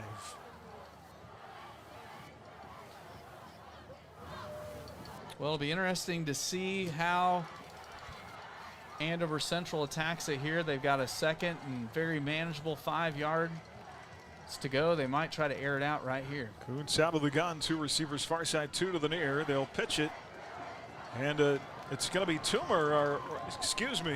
Tabor again, who gets another first down to the 11. They've brought him in as a change of pace. And he has 2 first downs on this series down to the 11-yard line. Yeah, they're trying to take some pressure off of Kai Kuntz, I think, running the football, and Cooper Tabor's been that guy, and they're now inside the red zone for the first time here, I believe, this entire second half. That was a gain of 16. Gain of to the 16-yard line. Gain of 13 yards by Tabor. Out of the gun, they'll go back to Barktel, the tailback. Forward progress to the 16, no gain. Tackle made there by Jackson Childs for Buehler. Well, with these long runs, the Crusaders don't have slow players themselves, but Andover Central is so quick that they are making all the Buehler defenders look slow as molasses. 2nd down and 10, clock running, 10:24 to go in the game. Crusaders need to really bow their necks here and try to keep them off the board this series. Kai Kuntz out of the gun. 2 receivers make it 3 to the left. Kuntz on the keeper, finds room across the 10 and gets down to the 7-yard line. Unfortunately, we brought pressure off the edge, but Kuntz found the little seam in between our linebacker coming off the edge and our defensive end there on the right-hand side to make a nice pickup on 2nd down. Mark him down at the 8. It's a gain of 8. 3rd down and 2. Boy, if they could come up with a stop here. Still do not have a turnover tonight, a forced turnover. That would be huge. 3rd and 2. There's the snap. Great the fill. handoff. Great job of stopping Barktel and driving him back on the near side for a yard to the 9-yard line. It's going to be 4th and 3. Make it almost 4th and 4 here. Yeah, there was a loss of a yard or 2 that time. Sam Elliott making the initial hit, and then a couple other Crusaders coming to finish him off. And I think they're going to go for 3. Yeah, they're going to try the field goal here, which is a unique call because they're only up 1. So a field goal really doesn't do a lot for you here. I'd be a little bit leery that there might be a fake here. Isaac Say with his first field goal attempt of the year. This is going to. They did go for a field goal earlier when they had that 2-touchdown lead. This is going to be from the 16, so about 26 yards from the middle of the field. And Say kicks it wide left. Wide left. And it's still a 1-point game. And boy, it doesn't care how you stop them. Only matters that you did. Yes, no doubt. That pumping a little bit more energy back into the Crusader sideline, because even though we gave up some yards that time, they had the reverse that got the big gain to end out the 3rd quarter. We're able to keep them off the board, and now with the missed field goal, the ball will move back to the 20-yard line. So the Crusaders, with 8:44, plenty of time to march down the field and take the lead. That would have been good from 45 yards out, but it was off the mark. Yeah, he rifled that thing. I mean, it was high up near the top of the uprights. All right, so Bueller from their own 20 will take over on downs after the missed field goal. Bradley with a pitch to the far side. Sam Elliott trying to get to the edge. Boy, that looked like almost a horse collar there. Yeah, he did tackle him high. And Bueller having some success going back to the old school belly option, which that is some very old school Steve Warner offense. We didn't run it at all in the first half, but it's made some hay here in the second. Well, they went back to that earlier this second half. They've gotten some success on the first down plays, getting about 3 to 4, and they're just handing it off to the fullback during the option. Good reads by Bradley. 7 yards to the 27. It'll be 2nd down and 3. Coffee to the right, in at Superback. Brad out of the gun. Hands off, left side, Elliott. Somehow breaks out of a tackle, gets to the 30, to the 31, and has a first down, and that is vintage Sam Elliott turning something into nothing. A tremendous cutback.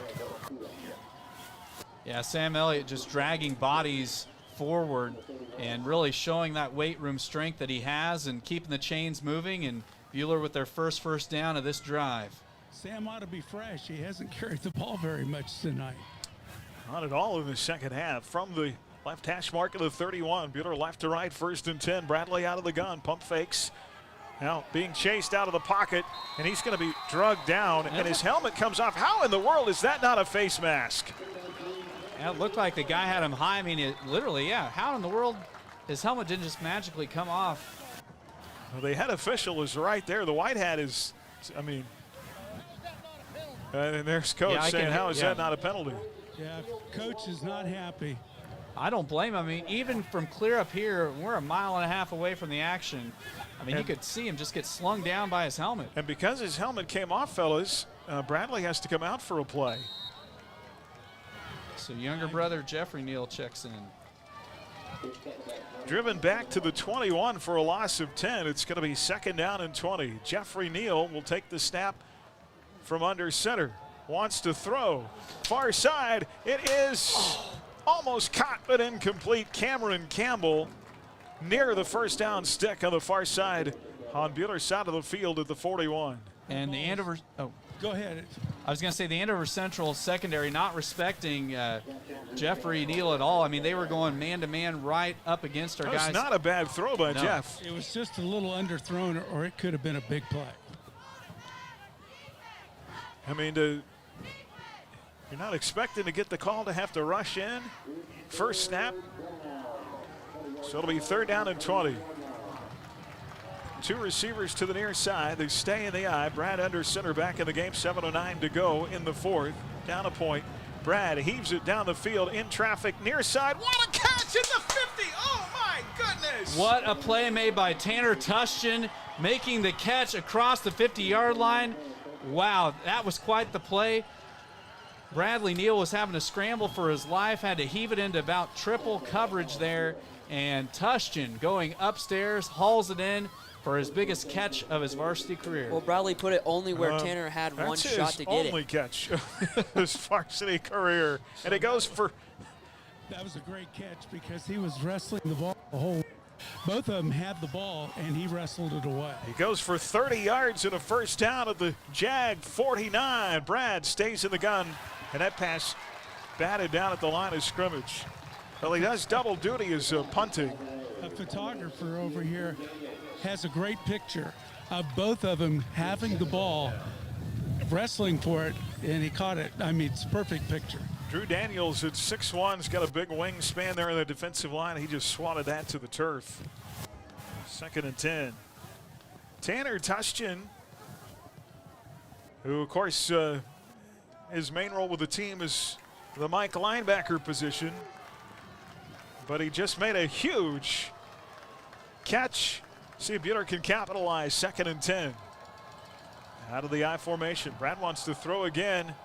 There's the pass out of the backfield, but boy, Jags to Elliott, and they played it perfectly. And a loss back to the Bueller 49-yard line. Yeah, it brings us back. Quite a pop on that one.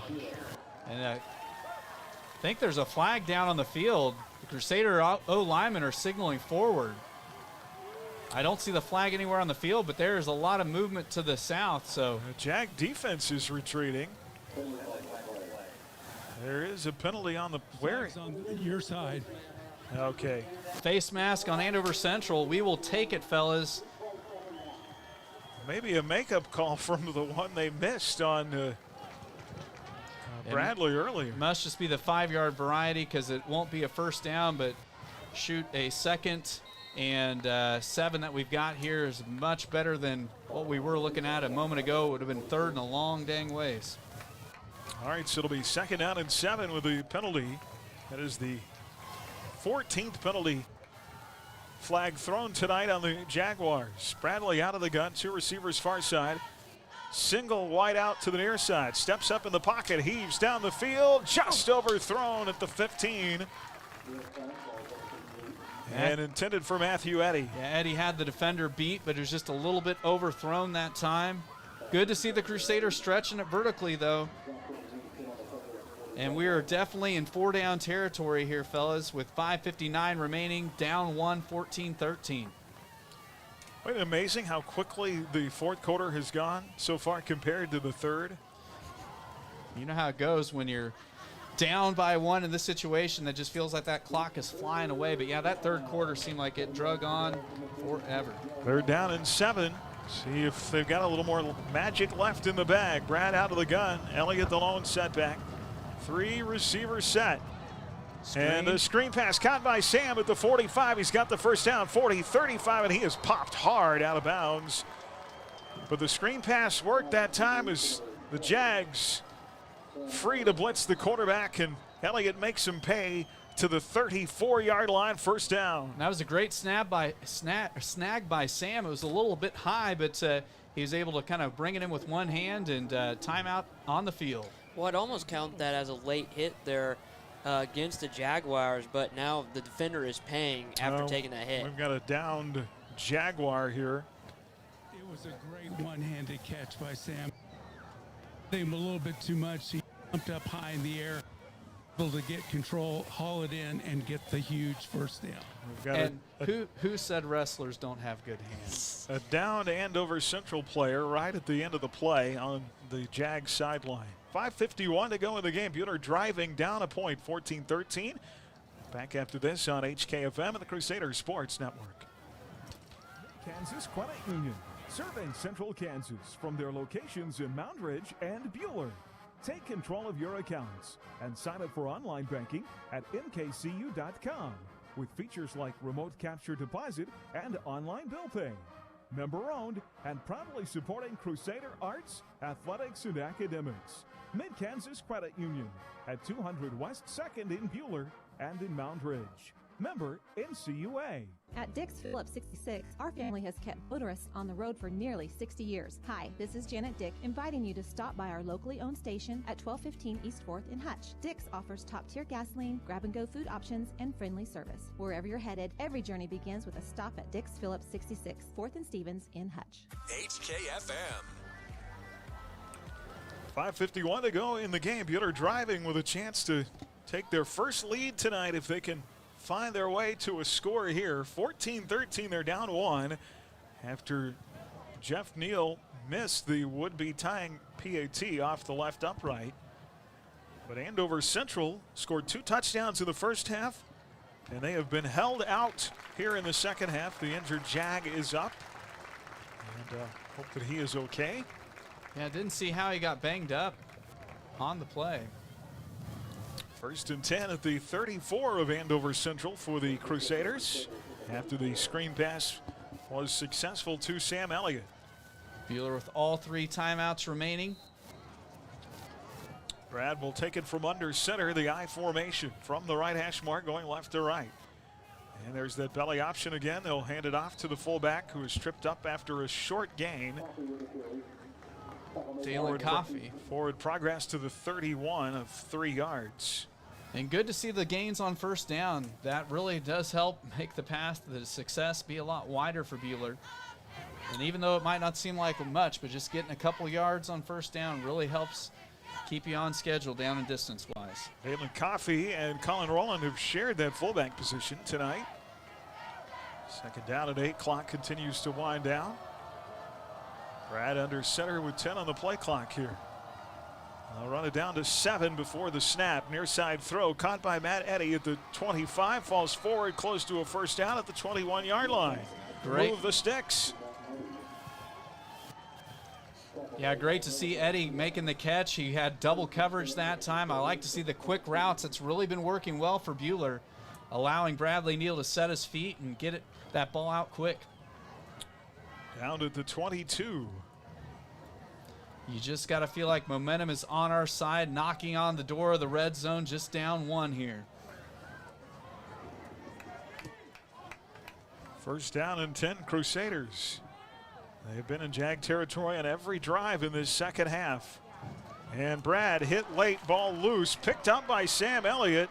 And then Elliott's going to be tackled. Well, we were just lucky that time to not lose possession because Bradley Neal just got buried before he could get the pitch out cleanly. Back at the 27. Make it 33 is where they're going to mark that. And, you know, Sam just trying to do something on a broken play there. Boy, Brad got walloped.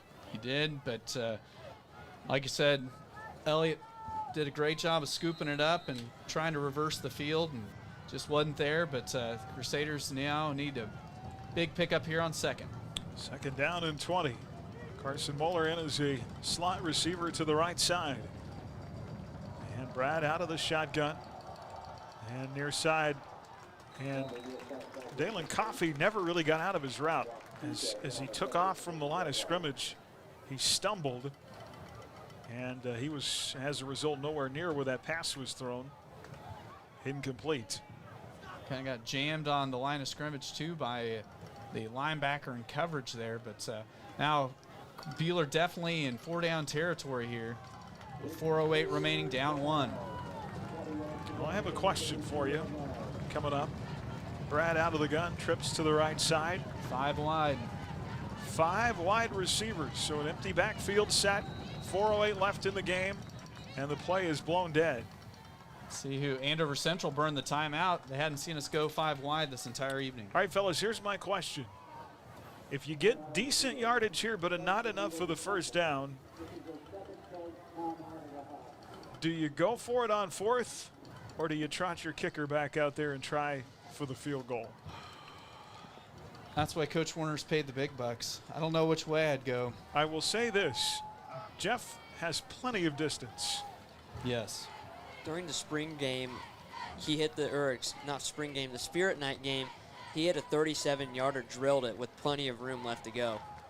Well, the reason why I missed that one is that it was a low snap, and the holder did a great job to catch it and get the ball down, but it threw the timing of the kickoff. That's why we sit up here and somebody else gets paid to coach. Yes. Well, hopefully. How about we just get the first down? Yes. I'd be totally fine with that right here. One thing I will say, the wind has picked up out here. And so he would be working into the wind. Yeah, you look at that flag in the south end zone here at Jaguar Stadium. It's definitely got some movement on it. All right, 3rd down and 20 after the timeout from the 33. First down stick is all the way up at the 12. Bradley works out of the gun. 5 wide receivers. Blitz off the edge. Brad lets it go. One-on-one. Matt Eddy makes a brilliant catch down inside the 5. Out of bounds right at the 5-yard line. What a catch by Matthew Eddy. He was just blanketed in coverage that time by the D-back Jackson Reese. But he went up, got it, was able to stay in bounds, and the Crusaders have 1st and goal from the 5-yard line. Boy, how many huge contested catches in the second half of our receivers made. We have done a great job of being aggressive and going up and getting the ball, and wow, the Crusaders now with 4:01 left can take their time actually here. If we don't score right away, it is totally okay. Yeah, we want to burn some time off the clock. 1st and goal from the 5 out of the I formation. Here is Sam on the ground and nothing there. He loses a yard back to the 6. Actually, I think they're move it clear back to the 7. I don't know. It's hard to see from clear over here. That's right on the 6. Okay. Loss of 1. 2nd and goal from there. Well, To answer your question now, Aaron, with the field goal, if they can't convert anything, I mean, they're right there where almost the PAT is. Yeah, a field goal would work here. 2nd and 6. Clock continuing to burn, 3:20. 3 receivers to the far side. Brad out of the shotgun, takes the snap, wants to throw the cross. Ooh, big hit, crossing pattern over the middle. And the receiver down where he was hit right at the goal line. It's going to be 3rd down and goal. Yeah, Dalen Coffey took a shot. Clock stops on the incompletion, though, with 3:13 remaining. Maybe that's a sign of good luck for the Crusaders since we are representing good old 3:13. But big 3rd down here. You know, if you're Coach Warner and the entire Crusader team, you want to try to get the win right here. And don't let it come down to a field goal. 3rd and goal at the 6. After the incompletion. Brad from center. Play action. Throws, far side, touchdown! What a catch made by the Crusaders. They had the bootleg. The receiver was wide open. The go-ahead score. Yep. Colin Rowland made the diving catch. Great play call, getting Bradley Neal open on the bootleg, and he hit Rowland in the end zone, and the Crusaders go up for the first time tonight with 3:07 remaining. Now do we go for 1 or 2? We are going to be going for 2, fellers. Jeff is not on the field. They are going to go for the 2-point conversion here. I like this call. The 2-point conversion means it would put you up by 7 if they're able to convert here. Brad works out of the gun. 2 receivers to the far side. Elliott to his right in the backfield. Snap, play over the middle, and it's incomplete. It was jostled about. Was tipped at the line of scrimmage. Coffey tried to make a diving chance at it and could not. So the 2-point conversion is incomplete. And Bueller's lead over the Jags is 5. 3:07 left in the game. 19-14 on HKFM and the Crusader Sports Network. When disaster strikes your home or business, shop local. Hi, this is Robin Swanson. My husband Ryan and I and our team at Phoenix Restoration are proud to be Reno County's only locally owned fire and water restoration company. When pipes break, fire strikes, or the unthinkable hits your home or business, call us. With over 10 years of experience, we know how to help you recover. Check us out at phoenixrestorationandroofing.com. Phoenix Restoration. We'll help you rise again after your disaster. Just like Hutch has been synonymous with salt dating back to its discovery here in 1887, Cargill is synonymous with salt. Cargill Salt of Hutch. Proud to support the schools of Reno County. Collaborate, create, succeed. Cargill Salt of Hutchinson. HKFM. Well, once left in the desert for dead in the first half, Bueller has come back. 3 unanswered scores in the second half to take a 19-14 lead with 3:07 left. This team has shown a lot of heart tonight, but they still got to finish this thing out. Kick taken at the 20, returned across the 30. And I tell you, anytime Cooper Tabor.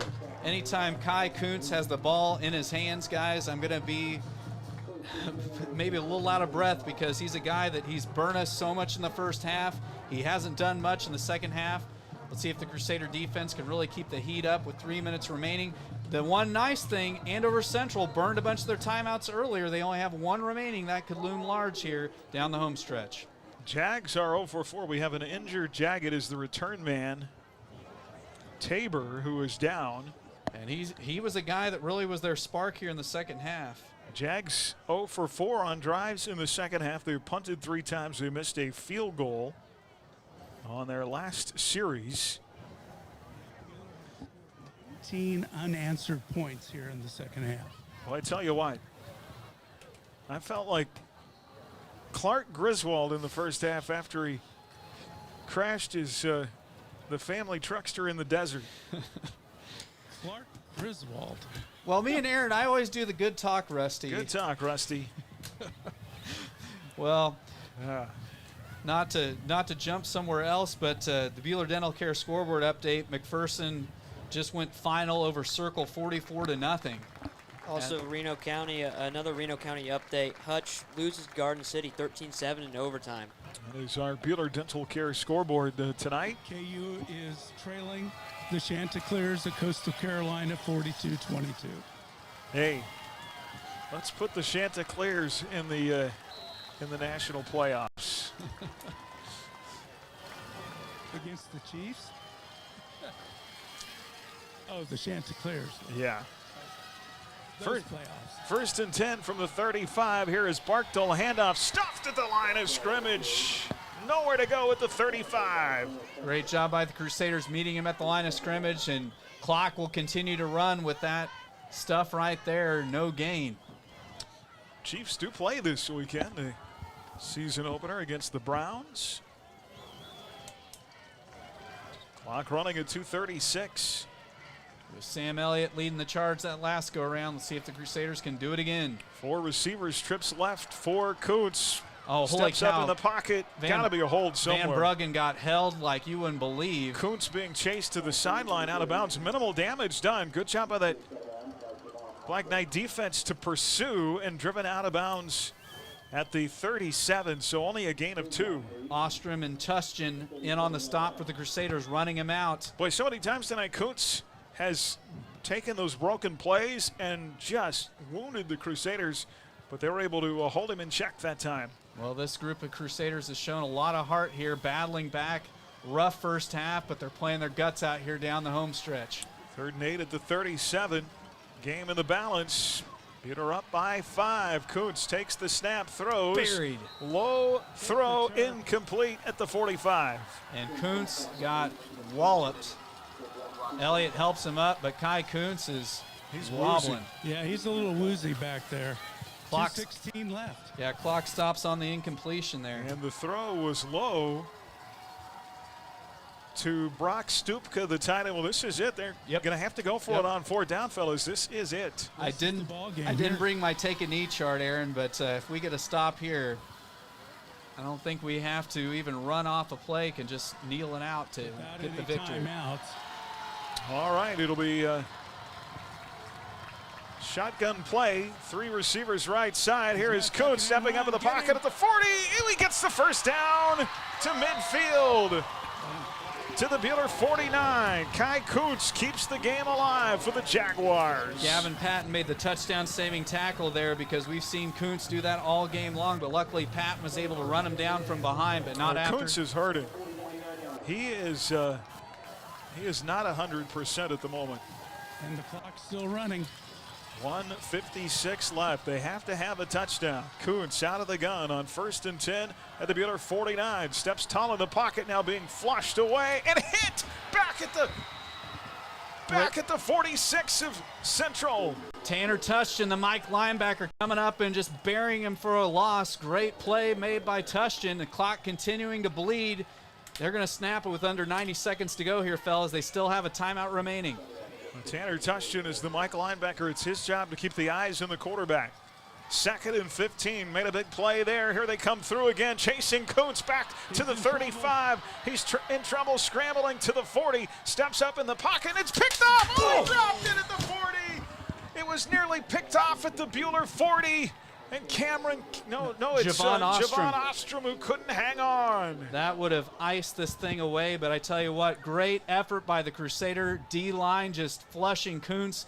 He was running for his dear life, somehow able to unload it, but the clock stops on the incompletion with $1:12 remaining. You know, guys, this is when all the work in the weight room, all the running, all that stuff pays off. These guys are gassed. It's been a heck of a game. They're playing their guts out right now. Andover Central body language does not look as good as Bueller's right now. 3rd down and 15, 1:12 left in the game. Kuntz to throw. Here comes the screen pass near side. On his feet, still rushing. 20, 15, 10. Touchdown. Wow. No flags on the field. Kuntz got leveled. They go up by 1. There still is a minute left, and Bueller still has 3 timeouts remaining. Y'all, Sam Elliott destroyed Kai Kuntz on that screen pass. He just got it away. And he got it away to none other than Ashton Barkdahl. They're due everything back that led the way last week for him. They're going to line up, it looks like, for 54 yards for the PAT, but there still is enough time that maybe Buhler can do something. They're going to have to do something pretty magical, though, here down the home stretch. Well, there have been times tonight when the tackling has really hurt them. And that was just a screen pass that Buhler sold out to try to bring the heat on Kuntz. They got the shot on him, but he was able to get the ball away. Well, the tough thing is on that, at the very least, whether he gets the first down or not, you got to keep him out of the end zone. 21-19, a buck left here in the fourth. HKFM and the Crusader Sports Network. Mid-Kansas Credit Union, serving Central Kansas from their locations in Moundridge and Buhler. Take control of your accounts and sign up for online banking at mkcu.com with features like remote capture deposit and online bill pay.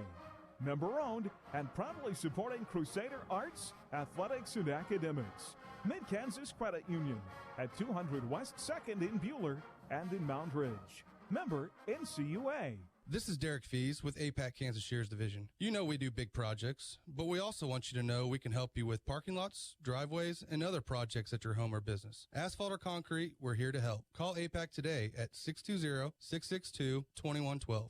HKFM.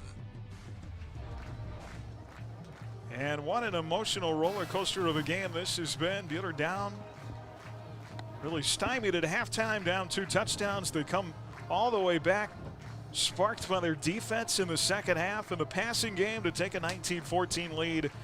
2 third and longs on that last series converted for Andover Central, including a 54-yard screen pass for a touchdown to Ashton Barkdahl, the extra point.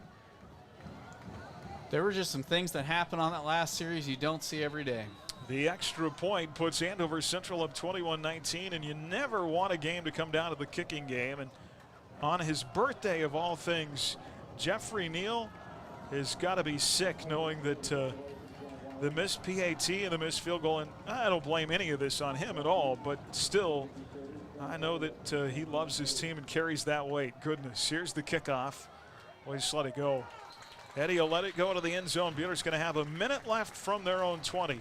3 timeouts remaining, so that really does leave you lots of options. And with the way they've been playing the pass game as well, I can feel some positives going with this. And honestly, in a game like this, we're 1 completion and 1 defender falling down from winning this thing. So you never know. It's been like you said, Aaron, a roller coaster of emotion here in the second half. And this is the type of game, I guarantee you, win or lose, this makes you a better football team. Yeah, and you know, I was texting some friends and talking to people earlier this week just from looking around after week 1. I really feel like between Andover Central, Buhler, and McPherson, one of those 3 will be the one taking on Liège at the end of the year. To the field in a minute with 1 timeout. We have a minute and we have 3 timeouts. All right. Here's a throw, and it is pass interference. Yep. Incomplete, but a flag down at the 35 after Brad let it go. Yeah, they tackled Sam Elliott there along the sideline over there. So the beautiful thing, only 8 seconds tick off the clock. We don't have to burn a timeout. Move those sticks. Yeah, I don't see how this doesn't make you stronger. Pass interference, 15th penalty flag thrown on the Trojans tonight. It moves the ball to the 35. It'll be 1st and 10 there with 52 seconds left in the game. Winning would make us stronger too. Oh, yes, absolutely. Sir. I mean, we'll always take the win. Yep. It ain't over. It ain't over until there's zeros on the clock. 52 left. Brad Neal out of the gun. Sam to his left. 2 receivers left. Takes the snap. Lets loose over the middle, and it's picked off. Picked off at the 40. Returned to the 30. And a flag comes out at the end. A Buhler player got leveled. It's Brian Regier that got unfortunate. Blown, or no, excuse me, Jackson Childs that got blown up over there. Somebody destroyed Jackson Childs, and that's embarrassing. Somebody blocked or Fortunately, he's not hurt. Yeah.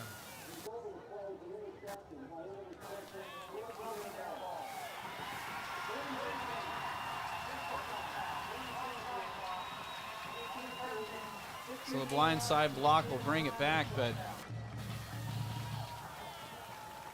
that's pathetic.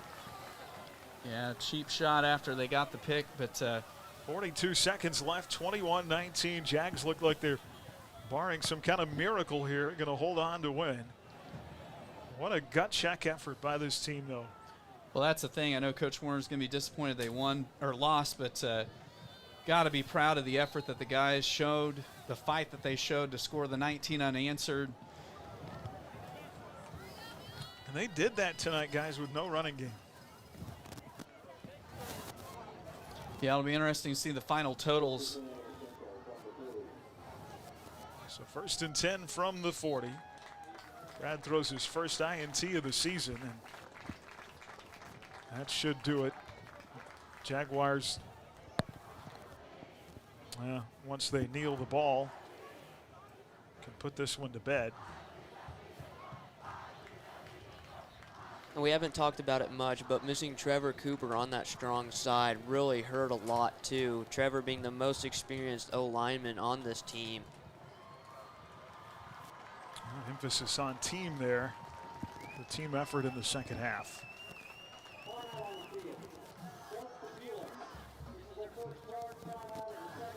We've got a sideline warning? No, we used a timeout. Yeah, timeout Bueller. Well, fellas, Crusaders will be back on the road next week. They go to Winfield and home. I think they have pretty reasonable chance of winning 3. I mean, there are no guarantees, right? But they have to be favored in the next 3 before they get Mac at home on October the 8th. Well, the players talking about it, their first 2 games of the season going 1-1, they would be in a very strong position for the rest of the season. So being able to go 1-1 at the very least is very good for this Crusader team. Andover Central will go to Goddard Eisenhower next week. And they go back to Goddard for a trip to play the Lions on the 24th before they're back home against Valley Center on October 1st. Winfield on the road next Friday, then home El Dorado, home Augusta, home McPherson. Mac is Prairie Hills Middle School band night, if you guys wanted to know that. So I would share that bit of information. 24 seconds left in the game after the Bueller timeout. And they will run a play here. They hand off to Barktle, and then he takes a knee. He ran forward, and then Bueller uses another timeout. Here's the thing: they might have to punt away to us because it's 3rd down already, and we still have a timeout left after this. So just as Lee Corso would say, not so fast, my friend. It ain't over till it's over, is it? Wow.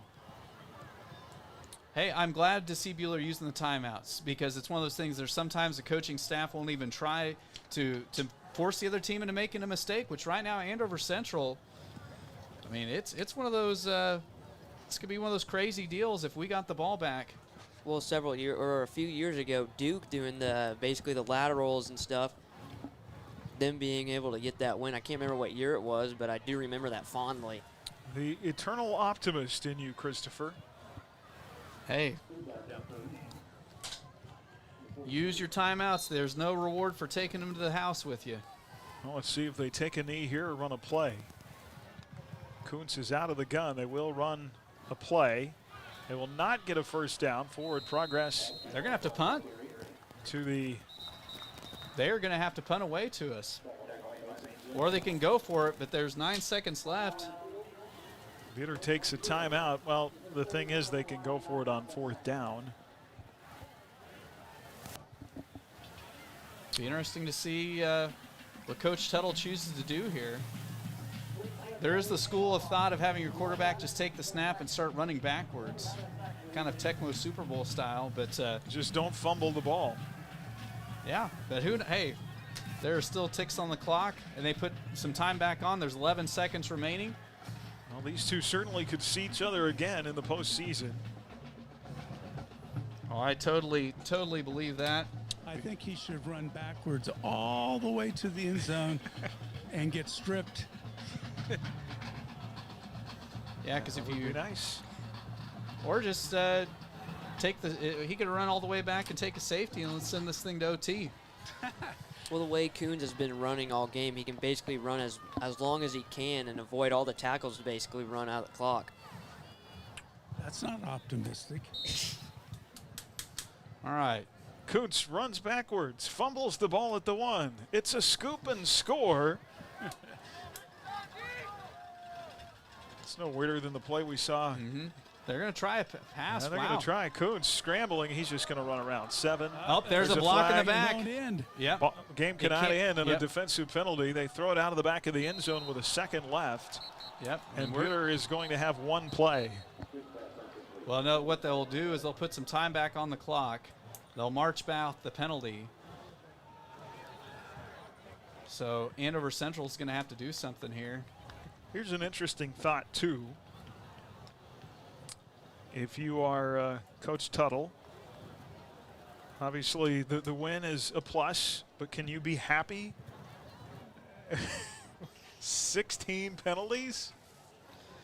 Well, I think it's one of those things they'll just feel relieved that they got the win. How many games in a season can you legitimately find a way to win committing almost 20 penalties? Who do these guys think they are? The Raiders? I hate to harp on it. It just, you know.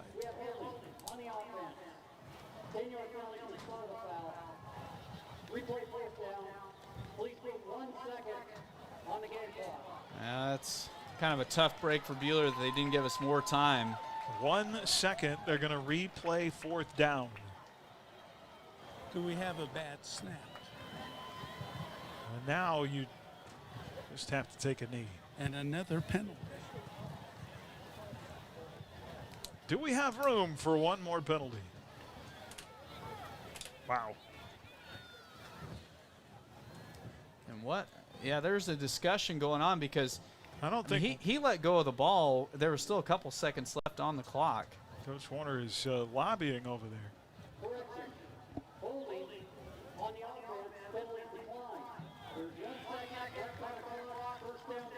Okay, so we will get the ball. We decline the penalty, so we're going to have 1 final hook and ladder. Well, we're not done arguing. The Jaguar coaches are now going to. Okay, you guys have all seen the Little Giants. It's time for the annexation of Puerto Rico, gentlemen. The arguing on the field is not over. Let's flag the coach for 15 yards. Yeah, because Coach Tuttle was clear out at the hashes, and typically if you go past the numbers, officials don't like you very much. All right, let's see how many laterals we can come up with here. It ain't over till you're tackled, fellas. I was going to say, so you're saying there's a chance. Oh, and now we're going to get an illegal substitution penalty. Luckily, they can't burn the clock. Somebody sprinted on late. Let me tell you what. The officials' arms are tired after this game. Yep. That'll move it back to the 31. Brad's going to be out of the gun. Empty backfield, obviously. 5 wide receivers.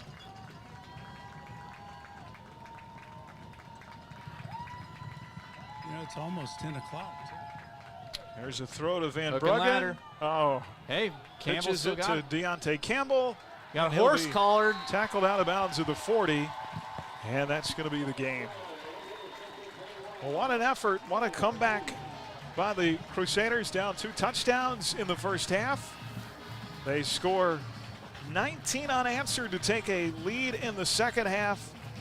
But the Jaguars, with less than 2 minutes left in the game, convert 2 huge third downs. One of them a screen pass that turns into a 54-yard touchdown for Barkdale. And that is how the game ends, 21-19. Jags move to 2-0 on the year. They'll be on the road at Goddard Eisenhower, a 5A school next week. Crusaders 1-1 and they'll make the long trip south to Giant Stadium in Winfield next Friday night to take on the Winfield Vikings. Our Crusader Locker Room Show when we return on HKFM and the Crusader Sports Network. You've been listening to exclusive coverage of Crusader football on HKFM.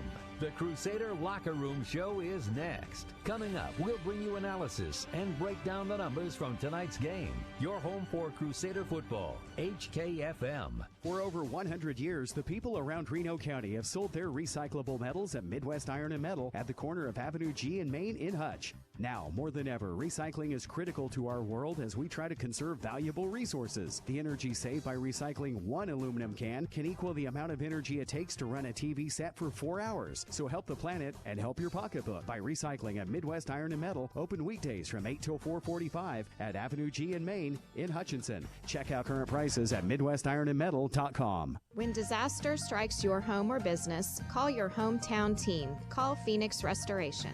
Hi, this is Robin Swanson. My husband Ryan and I and our team at Phoenix Restoration are proud to be Reno County's only locally owned fire and water restoration company. When the unthinkable hits your home or business, we are here to help. We'll put our 10+ years of experience to work to help you recover. Check us out at PhoenixRestorationandRoofing.com. Phoenix Restoration will help you rise again after your disaster. 3 events, 2 days, and 1 community. Downtown Hutch, Hutch Rec, and the Downtown Hutchinson Rod Run are excited to present the inaugural Hutch Fall Fest, celebrating the Salt City with some of our community's favorite events, live music, and food, all wrapped into one weekend on October 1st and 2nd. The weekend includes the popular Hutchinson Rod Run, 5K and 10K Salt City races, and the new Brew Fest. Visit HutchChamber.com under Downtown Events for a full lineup of this year's Hutch Fall Fest, taking place October 1st and 2nd in downtown Hutchinson. Rise and shine, it's daylight time, and time to go to your happy place. It's September. That means fall flavors are back at your 30th Street Daylight Donuts. Apple spice, pumpkin spice, and our always popular buttery soft cinnamon rolls and pine cones. Order ahead and save time when you place your order online. Go to HutchinsonDaylightDonuts.com. When you just need a pick-me-up, want to say thank you, or want to reward, your 30th Street Daylight Donuts stands ready to help make your day. 1435 East 30th in Hutchinson. HKFM. Well, hi, everybody. Welcome back. Our Crusader Locker Room Show. We've been live tonight from the Allen Samuels broadcast booth. Don't forget about their big Back the Blue event going on in Hutchinson tomorrow. Events throughout the day. The Raminator is going to be there, and they'll be doing some prize giveaways. Many of our firefighters and law enforcement officials will be on hand, and I want to recognize them for their efforts, especially on a day like tomorrow. Fellas, in the scope of eternity, when you think that tomorrow is the 20th anniversary of 9/11, I mean, we love football, we love our kids, we love to play, but that is just a sobering reminder about the bigger things that are out there. So certainly our thoughts with the families who will be celebrating with the heavy hearts tomorrow. Absolutely. Yeah, it's you think about how much the world's changed in the last 20 years, and it's been a while ago. Colton and I weren't even alive then, but it's still a very impactful thing that we learn about every year. You know, that just made me feel a heck of a lot older. Yes. So a tough one tonight as we break it down. Our final numbers brought to you by Adams Brown Strategic Allies and CPAs, proudly serving businesses in Kansas for the past 70 years. Online at AdamsBrownCPA.com. All Andover Central in the first half, 2 touchdowns on their first series from their own 19, 15 plays, and an Ashton Barkdale touchdown of 7 yards with 5:15 to go in the first quarter. It's 7-0. Jags would score again on their next series on a broken play. On a pass that, was it complete? Was it not? The officials ruled it a complete pass and a fumble, scooped up by a Jaguar and taken 55 yards, for their second touchdown with 1:46 to go in the first. It was 14-0. That's how we would end at halftime. Buter did have a missed field goal opportunity of about 30 yards in that first half there in the second quarter. Roles reversed for most of the Second half is Andover Central on 4 straight series was held out of the end zone. Bueller scored 19 unanswered points, in large part due to the passing game and some great receptions, including one here on the near sideline near the 10-yard line by Tanner Tustin. That was just a brilliant catch. Several others had great efforts as well. Bueller actually took a lead in this game. They went for 2 and came up short 19-14. And then Andover Central got the ball back with 3 minutes to go, inside 2 minutes to go. A screen pass that goes for 54 yards. Ashton Barkdole into the end zone with a minute left. 21-19. That is our final score, and Chris has the rest of the totals. Yeah, so total offense tonight, Andover Central outgains Bueller 392 to 254. And we will get into the individual statistics. On the ground, Andover Central outrushes Bueller tonight 229 to 31. Andover Central averages 5.7 yards a carry compared to Bueller's 1.5 yards. And we'll get into the individual statistics. Getting the passing game first for Bueller. Sorry, hard to read. Okay, Bradley Neal goes 15 of 31 for 223 yards through the air, 2 touchdowns, and, of course, the INT there late in the game. Kai Kuntz goes 12 of 20 for 163 yards and 1 touchdown. Individual rushing yardage for the Crusaders. Sam Elliott, leading rusher tonight, 13 carries for 21 yards, so that's got to be kind of a career low for him. Bradley Neal, 3 carries for 6. Dalen Coffey, 3 carries for 5, and then Colin Rowland with a carry for 2. Deontay Campbell had the 1 carry for a loss in yardage. For Andover Central, their leading rusher this evening was Ashton Burkdahl. No surprise there. He had 24 carries for 91 yards. Second leading rusher, Kai Kuntz, 13 carries for 76 yards, and a couple other players as well. For the Crusaders, leading receiver tonight, Matthew Eddy had 3 catches for 45 yards. Colin Rowland had 4 catches for 33. Tanner Tustin, you mentioned, had that 1 catch for 30 yards. Dalen Coffey had the 1 catch for 27. Brock McCurdy had a catch for 22. Cameron Candle had a catch for 22. Mace McCabe had that catch for 18 yards. And Bo Van Bruggen had 2 catches for 14 yards. Leading receiver for Andover Central was Ashton Burkdahl. He had 2 catches for 64. And then the tight end Stupka had 3 for 60. And a couple other players with a few other catches, and all under 20 yards apiece. Well, there's so many different ways you could swing this game. You could say, hey, we left 4 points in the kicking game, and that's a win. Okay. Well, you could look at it, the fact that we only rushed the ball for 31 yards tonight. And we still had a chance to win. And kind of the thing that really stands out to me, you think about how many different players had a reception tonight. That's something that, to me, you know, the passing game was something that was going to be kind of a question mark this year. And to see so many different guys step up and make big plays, you know, receiving-wise tonight, I think that's a positive thing going forward. And also just giving our guys a little bit of confidence that if somebody is able to take away Sam Elliott like Andover Central was tonight, we still have guys that can make plays. Well, yeah, and especially not only how many guys got receptions, but how big of yardage their receptions were, being able to go for the deep ball. Yeah, it just, I mean, talking about the things stacked against them, -1, and they could never get that turnover tonight. So a lot of things that didn't go their way, yet they still found themselves with a lead. And that, I think that's character, is just what it speaks to me. So yeah, they talked about it earlier, you know, on the sideline, just that our guys showed a lot of heart tonight, because it was one of those things that when we went to the locker room there at halftime, there hadn't been a lot of things go our way. At the end of the half, you know, we drove down, missed the field goal, so it kind of just took a little bit of the wind out of our sails. But the guys showed a lot of heart, you know, coming back to score those 19 unanswered. And you think about it, I mean, it came down to them completing a pass play where Kai Kuntz just got buried alive, was able to get it away on that screen pass. And they don't complete that pass. Bueller walks out of here with a win tonight. So, you know, and more than the lack of rushing tonight, the thing that I still, I mean, we talk about this all the time, is limiting the big plays. Bueller doesn't get hurt. They don't get beat very often, you know, on the short stuff, the running game. When they get beat, it's the big plays, and Andover Central came up with a handful tonight that won them the game. Yeah, I mean, it was a game at points that, and points this evening that you thought, man, it just wasn't Bueller's night. But, I can't tell you how proud I am of them to come back in the second half, absolutely. play their guts out. And, this is going to be a team that I think these two very much, I bet you we see each other in the postseason. I really do. And maybe we'd be fortunate enough to get them at Bueller. But, a game that we learned a lot about ourselves this evening. Well, talking about one of those big plays, the 98-yard fumble recovery, my brother Braden, who's a freshman, sent me a video of the replay, and oh my goodness. You didn't agree. 98-yard incomplete pass for a touchdown. Yeah.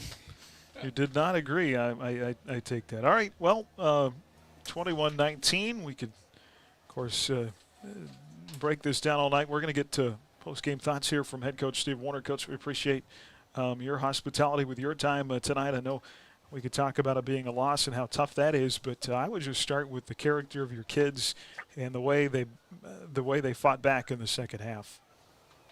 Well, I'm just flabbergasted about, number one, about how we started out and played, but then also, wow, how they came back out in the second half. That did what they did. I'm so proud of them. And just with the character that they showed. I mean, they didn't want to lose, and they came out. Whatever happened in the first half, we've had a lot of internal problems in our team, and that unfortunately affects us. A lot of it happened today. It's not an excuse. It's just something that the kids' minds weren't really focused. And I think it took the first half to get them focused, and I guess that's my job as a head coach to make sure they're always focused. But it's just they want to win, and they didn't quit, and I'm proud of them for that. And it's too bad that we didn't get the W, and we had opportunities, and we didn't get it done. And then at the end of the game, I didn't use my timeouts right away, which was really stupid. We could have 20 seconds on the clock at the end instead of 1, and that is 100% on me. It was just stupid not to use those timeouts earlier. But the kids were wonderful, and I'm proud of them. Yeah, absolutely. In a night where you only have 31 rushing yards, which I can't tell you the last time that was the case. You had several kids step up and make huge catches in the passing game in the second half. We really did, and Bradley did a great job getting us into situations we needed to be in, and kids making catches over people and going and getting the ball. Yeah, and that's without our number one receiver, Brock. I mean, I'm just so pleased with the way that they handled adversity. We're up and have a chance to win the football game in the fourth quarter, and I'm proud of the kids for that. Coach, we talked about it. You would sure hope that a game like this and facing adversity, that at the end of the day, when you move on to next week, that this makes you, I mean, even though the loss is hard to stomach, hopefully this makes you a stronger football team. Well, I think it will. They're going to know they have to come out ready to go. And I think we're going to play a 2-0 Winfield team, and they're going to be fired up, and they've got a new coach, and we're going to have to be ready to go. And from the very beginning, we're going to do our very, very best to get them ready to go, because if the kids aren't ready, that's on me too. So we've got to get ready. We've got to perform better in the first half. And that was one of the worst halves of football that we've had here in a long, long time. It was embarrassing. The kids were embarrassed at halftime. And I was very pleased the way they responded. I was pleased the way my coaches responded. I thought we had both offense and defense came up with schemes that kind of helped us. And we just couldn't get it done. We were so close. All right, Coach. Well, we appreciate your time. We'll talk to you Monday night at the Coaches Show. Thank you. That is head coach Steve Warner, very complimentary of the way his team battled back in the second half. We'll be back with more of our Locker Room Show right after this on HKFM at the Crusader Sports Network. You're listening to the Crusader Locker Room Show. Listen to Crusader football on your smartphone with the Ad Astra radio app. Join head coach Steve Warner for the Crusader Coaches Show, Monday nights at 6:30 on HKFM. Fall football favorites at Jackson Meat are back. Stop by before heading out to the big game for fresh burgers, homemade broths, amazing beef snack sticks, and so much more. Don't forget, we smoke fresh baby back ribs each and every Friday. Call ahead to reserve yours today. See what makes us a cut above the rest. Shop locally at Jackson Meat for the finest, freshest meats and treats. 13 West 6th Avenue, downtown Hutchinson. Experience the difference at Jackson Meat. I've been a big fan and supporter for a long time, and the most important thing is the commitment that the company has to the area. We have benefited from the partnership by better communication in our rural areas, and we've been very pleased with our services from Next Tag Wireless. Our favorite aspect of being a NextTech Wireless customer is just the customer service, the friendliness. We know they're right there and they're going to be reliable and help us out. Prairie Bank of Kansas is a local bank with local concerns. You'll find us in the heart of the community, helping wherever we're needed. We enjoy working with local schools to help promote activities like sports and extracurricular learning. We hope you support these valuable activities too. We'll be right here with you. Visit one of our locations in Stafford, Buhler, Inman, or Hutchinson, or check us out online at prairiebankks.com. Prairie Bank of Kansas. How banking should be. Have a smile you want. Come and see us today. We have time for you. Open Friday and Saturday. Hi, I'm Dr. J. You can have the healthy, beautiful smile you deserve. Come see me today at Hutchinson Family Dental. Dr. J. Stuckey, Hutchinson Family Dental. HKFM. And back here in our Crusader Locker Room show, time for tonight's Dick's Phillips 66 Phillip of the game. Phillip on top-tier gasoline, snacks, and more at Dick's Phillips 66. Family-owned at 4th and Stevens in Hutchinson for nearly 60 years. A lot of big plays in the second half of this game, defensively and offensively. We talked about the guys who made huge catches, whether it be Tanner Tushjan or Mace McCabe had a big catch in the second half. I think Roland and Coffey each had big catches tonight. And Matt Eddy had a huge catch that will make our play of the game on that last touchdown drive that set up a 1st and goal in the fourth quarter. So love the fight out of our receivers to not give up but go and get the ball. Yeah, and that's something that all those guys are now going to have a lot more confidence, because I tell you what, there's nothing more scary than your first ever varsity catch, and once you get out of the way, then you know you can do it. And the other thing, too, it's going to make people defend us differently, because if you really look at a team and you see, oh, one guy is making all the catches, those other D-backs just kind of lay off the other guys, it's going to make it more difficult for Winfield next week. They can't say, hey, if we shut down this receiver, Buhler doesn't have anybody else that can catch it, because we've proved tonight that there is a whole bevy of guys in that wide receiver core that can make catches, and make catches in traffic. I mean, that's the thing. They were catches that they had to go up and battle against a pretty good Andover Central secondary. Yeah, I don't want to miss anybody. I think Cameron Campbell had a big catch in the game, and Brock McCurdy had one as well. So good stuff there in the second half. Our Whiffco Steel Products Man of Steel tonight, from storage tanks to steel walkways, stairways, and platforms. Whiffco Steel Products is the expert in steel fabrication, online at whiffcosp.com. Well, on a night where Sam Elliott was held in check, Bradley Neal with a career-high passing tonight, his best ever, 15 of 31 for 223 yards, 2 touchdowns. He did throw the pick basically there at the end of the game, and I can't really hang that one on him when you're trying to make a comeback. But fantastic job by Bradley. You never want to ask your quarterback to throw 31 times in a game, but 223 yards, and he really, him and the receivers led the charge offensively in the second half. Yeah, and he had to make a lot of throws on the run. He had to make them rolling out. And when they ran the option tonight, he had some success doing that.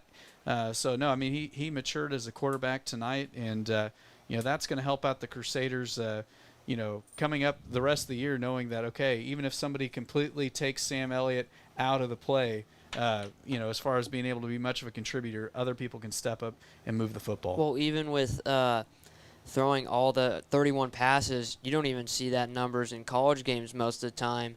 And for a high school level, it's 49.5% completion rating. So being able to do that, I thought that was really impressive, because if he wasn't able to get the passing game going with the 31 rushing yards, it was going to be a bad night. All right, so Bradley Neal is our Whiffco Steel Products Man of Steel tonight, and we'll be back to wrap it up right after this on HKFM and the Crusader Sports Network.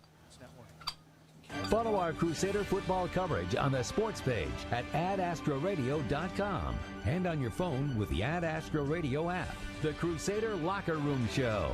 You're listening to Buhler Crusader Football on HKFM. Hi Crusaders, this is Jade from IdeaTech.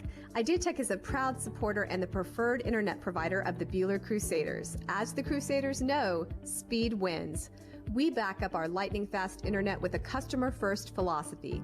That means you'll talk to a live person from our offices in Bueller when you call in. We love bringing internet freedom to our customers. Go to ideatech.com and click on Check Availability to sign up or call 620-543-5000. The medicine shop, when you drop your prescriptions off, the personal care you'll find there will make you feel all better. The meds you need, delivered with speed, the lowest prices guaranteed. Get your prescriptions with no hassle at 14th and Main at the Little White Castle. You'll feel all better at the medicine shop. Rise Up Reno and Tad Dower want to remind you that prevention is available. When you get involved in drugs and alcohol, it begins to impact your ability to take advantage of those opportunities. You're spending time and money on something that has no return in it for you. And I want people to have that opportunity for a happy, joyous life. And I just see that drugs and alcohol just tend to suck that right out of a person. Visit our website, Rise Up Reno. Rod here from Rod's Tire and Service in Hillsboro. Farmers and ranchers, we know managing your costs is a huge part of making your farm operation profitable. Different pieces of equipment call for different price points of tires. That's why at Rod's Tire we offer a wide variety of ag tires in stock and ready to install. We are well versed in the latest technology to help steer you to the right fit for your tire needs. For your tires for the farm, family, or fleet, give us a call today at Rod's Tire and Service in Hillsboro. HKFM. Well, back one final time to Jaguar Stadium in our Crusader locker room show. Let's just update you on some scores quickly, and we'll wrap it up. Our Bueller Dental Care scoreboard brought to you tonight by Bueller Dental Care, providing healthy smiles with a gentle touch. Okay, so elsewhere on the network tonight, up the dial on Kansas Rocks 100.3. KNZS Trinity loses tonight down at Chaparral 22-14, but they had a chance to win at the very end on Kicks Country 106. Hillsboro, Tyler's grandpa's hometown, and his dad's hometown, they defeat Heston tonight in a big win 25-14. So the Trojans 2-0 tonight. Big victory for them. Also a big victory for the Little River Redskins. That game was over on Sports 1 tonight. Little River defeating Clifton Clyde 14-8. So the Redskins are 2-0 on the season. Ace High beats Great Bend tonight 51-0. Marion 26, Douglas 18. Winfield goes final over Labette County 27-7. Vikes, we'll see them next week. They're 2-0. Derby beats up on Newton tonight 50-17. Manhattan High over Junction City 37-21.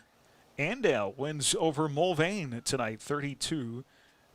Final Hoisington 27, Larned 17, Rosehill 47, Clearwater 7. Mays beat Campus tonight 29-19. Capon over Wichita East 29-22. Just looking down the list here of other finals as we're late into the evening now. Fourth quarter score we had was Mac 30-0 over Circle. I believe the final score for that was 44-0. Yep. So it looks like Mac and Winfield both will be 2-0 in the league. Don't know what El Dorado and Augusta did tonight. Our Bueller Dental Care scoreboard. Final here from Andover in week 2. The Jaguars squeak it out over the Crusaders 21-19. Next Friday at Jant Stadium in Winfield. 6:25 for our Midway Motors Drive to the Game. Kickoff at 7 o'clock. Join us Monday night for our Crusader Coaches Show. We'll be live at Taco John's in Hutchinson beginning at 6:30.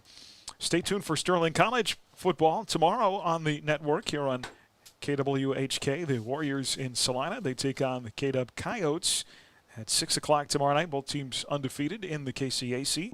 It'll be a 5:30 pregame here on HKFM.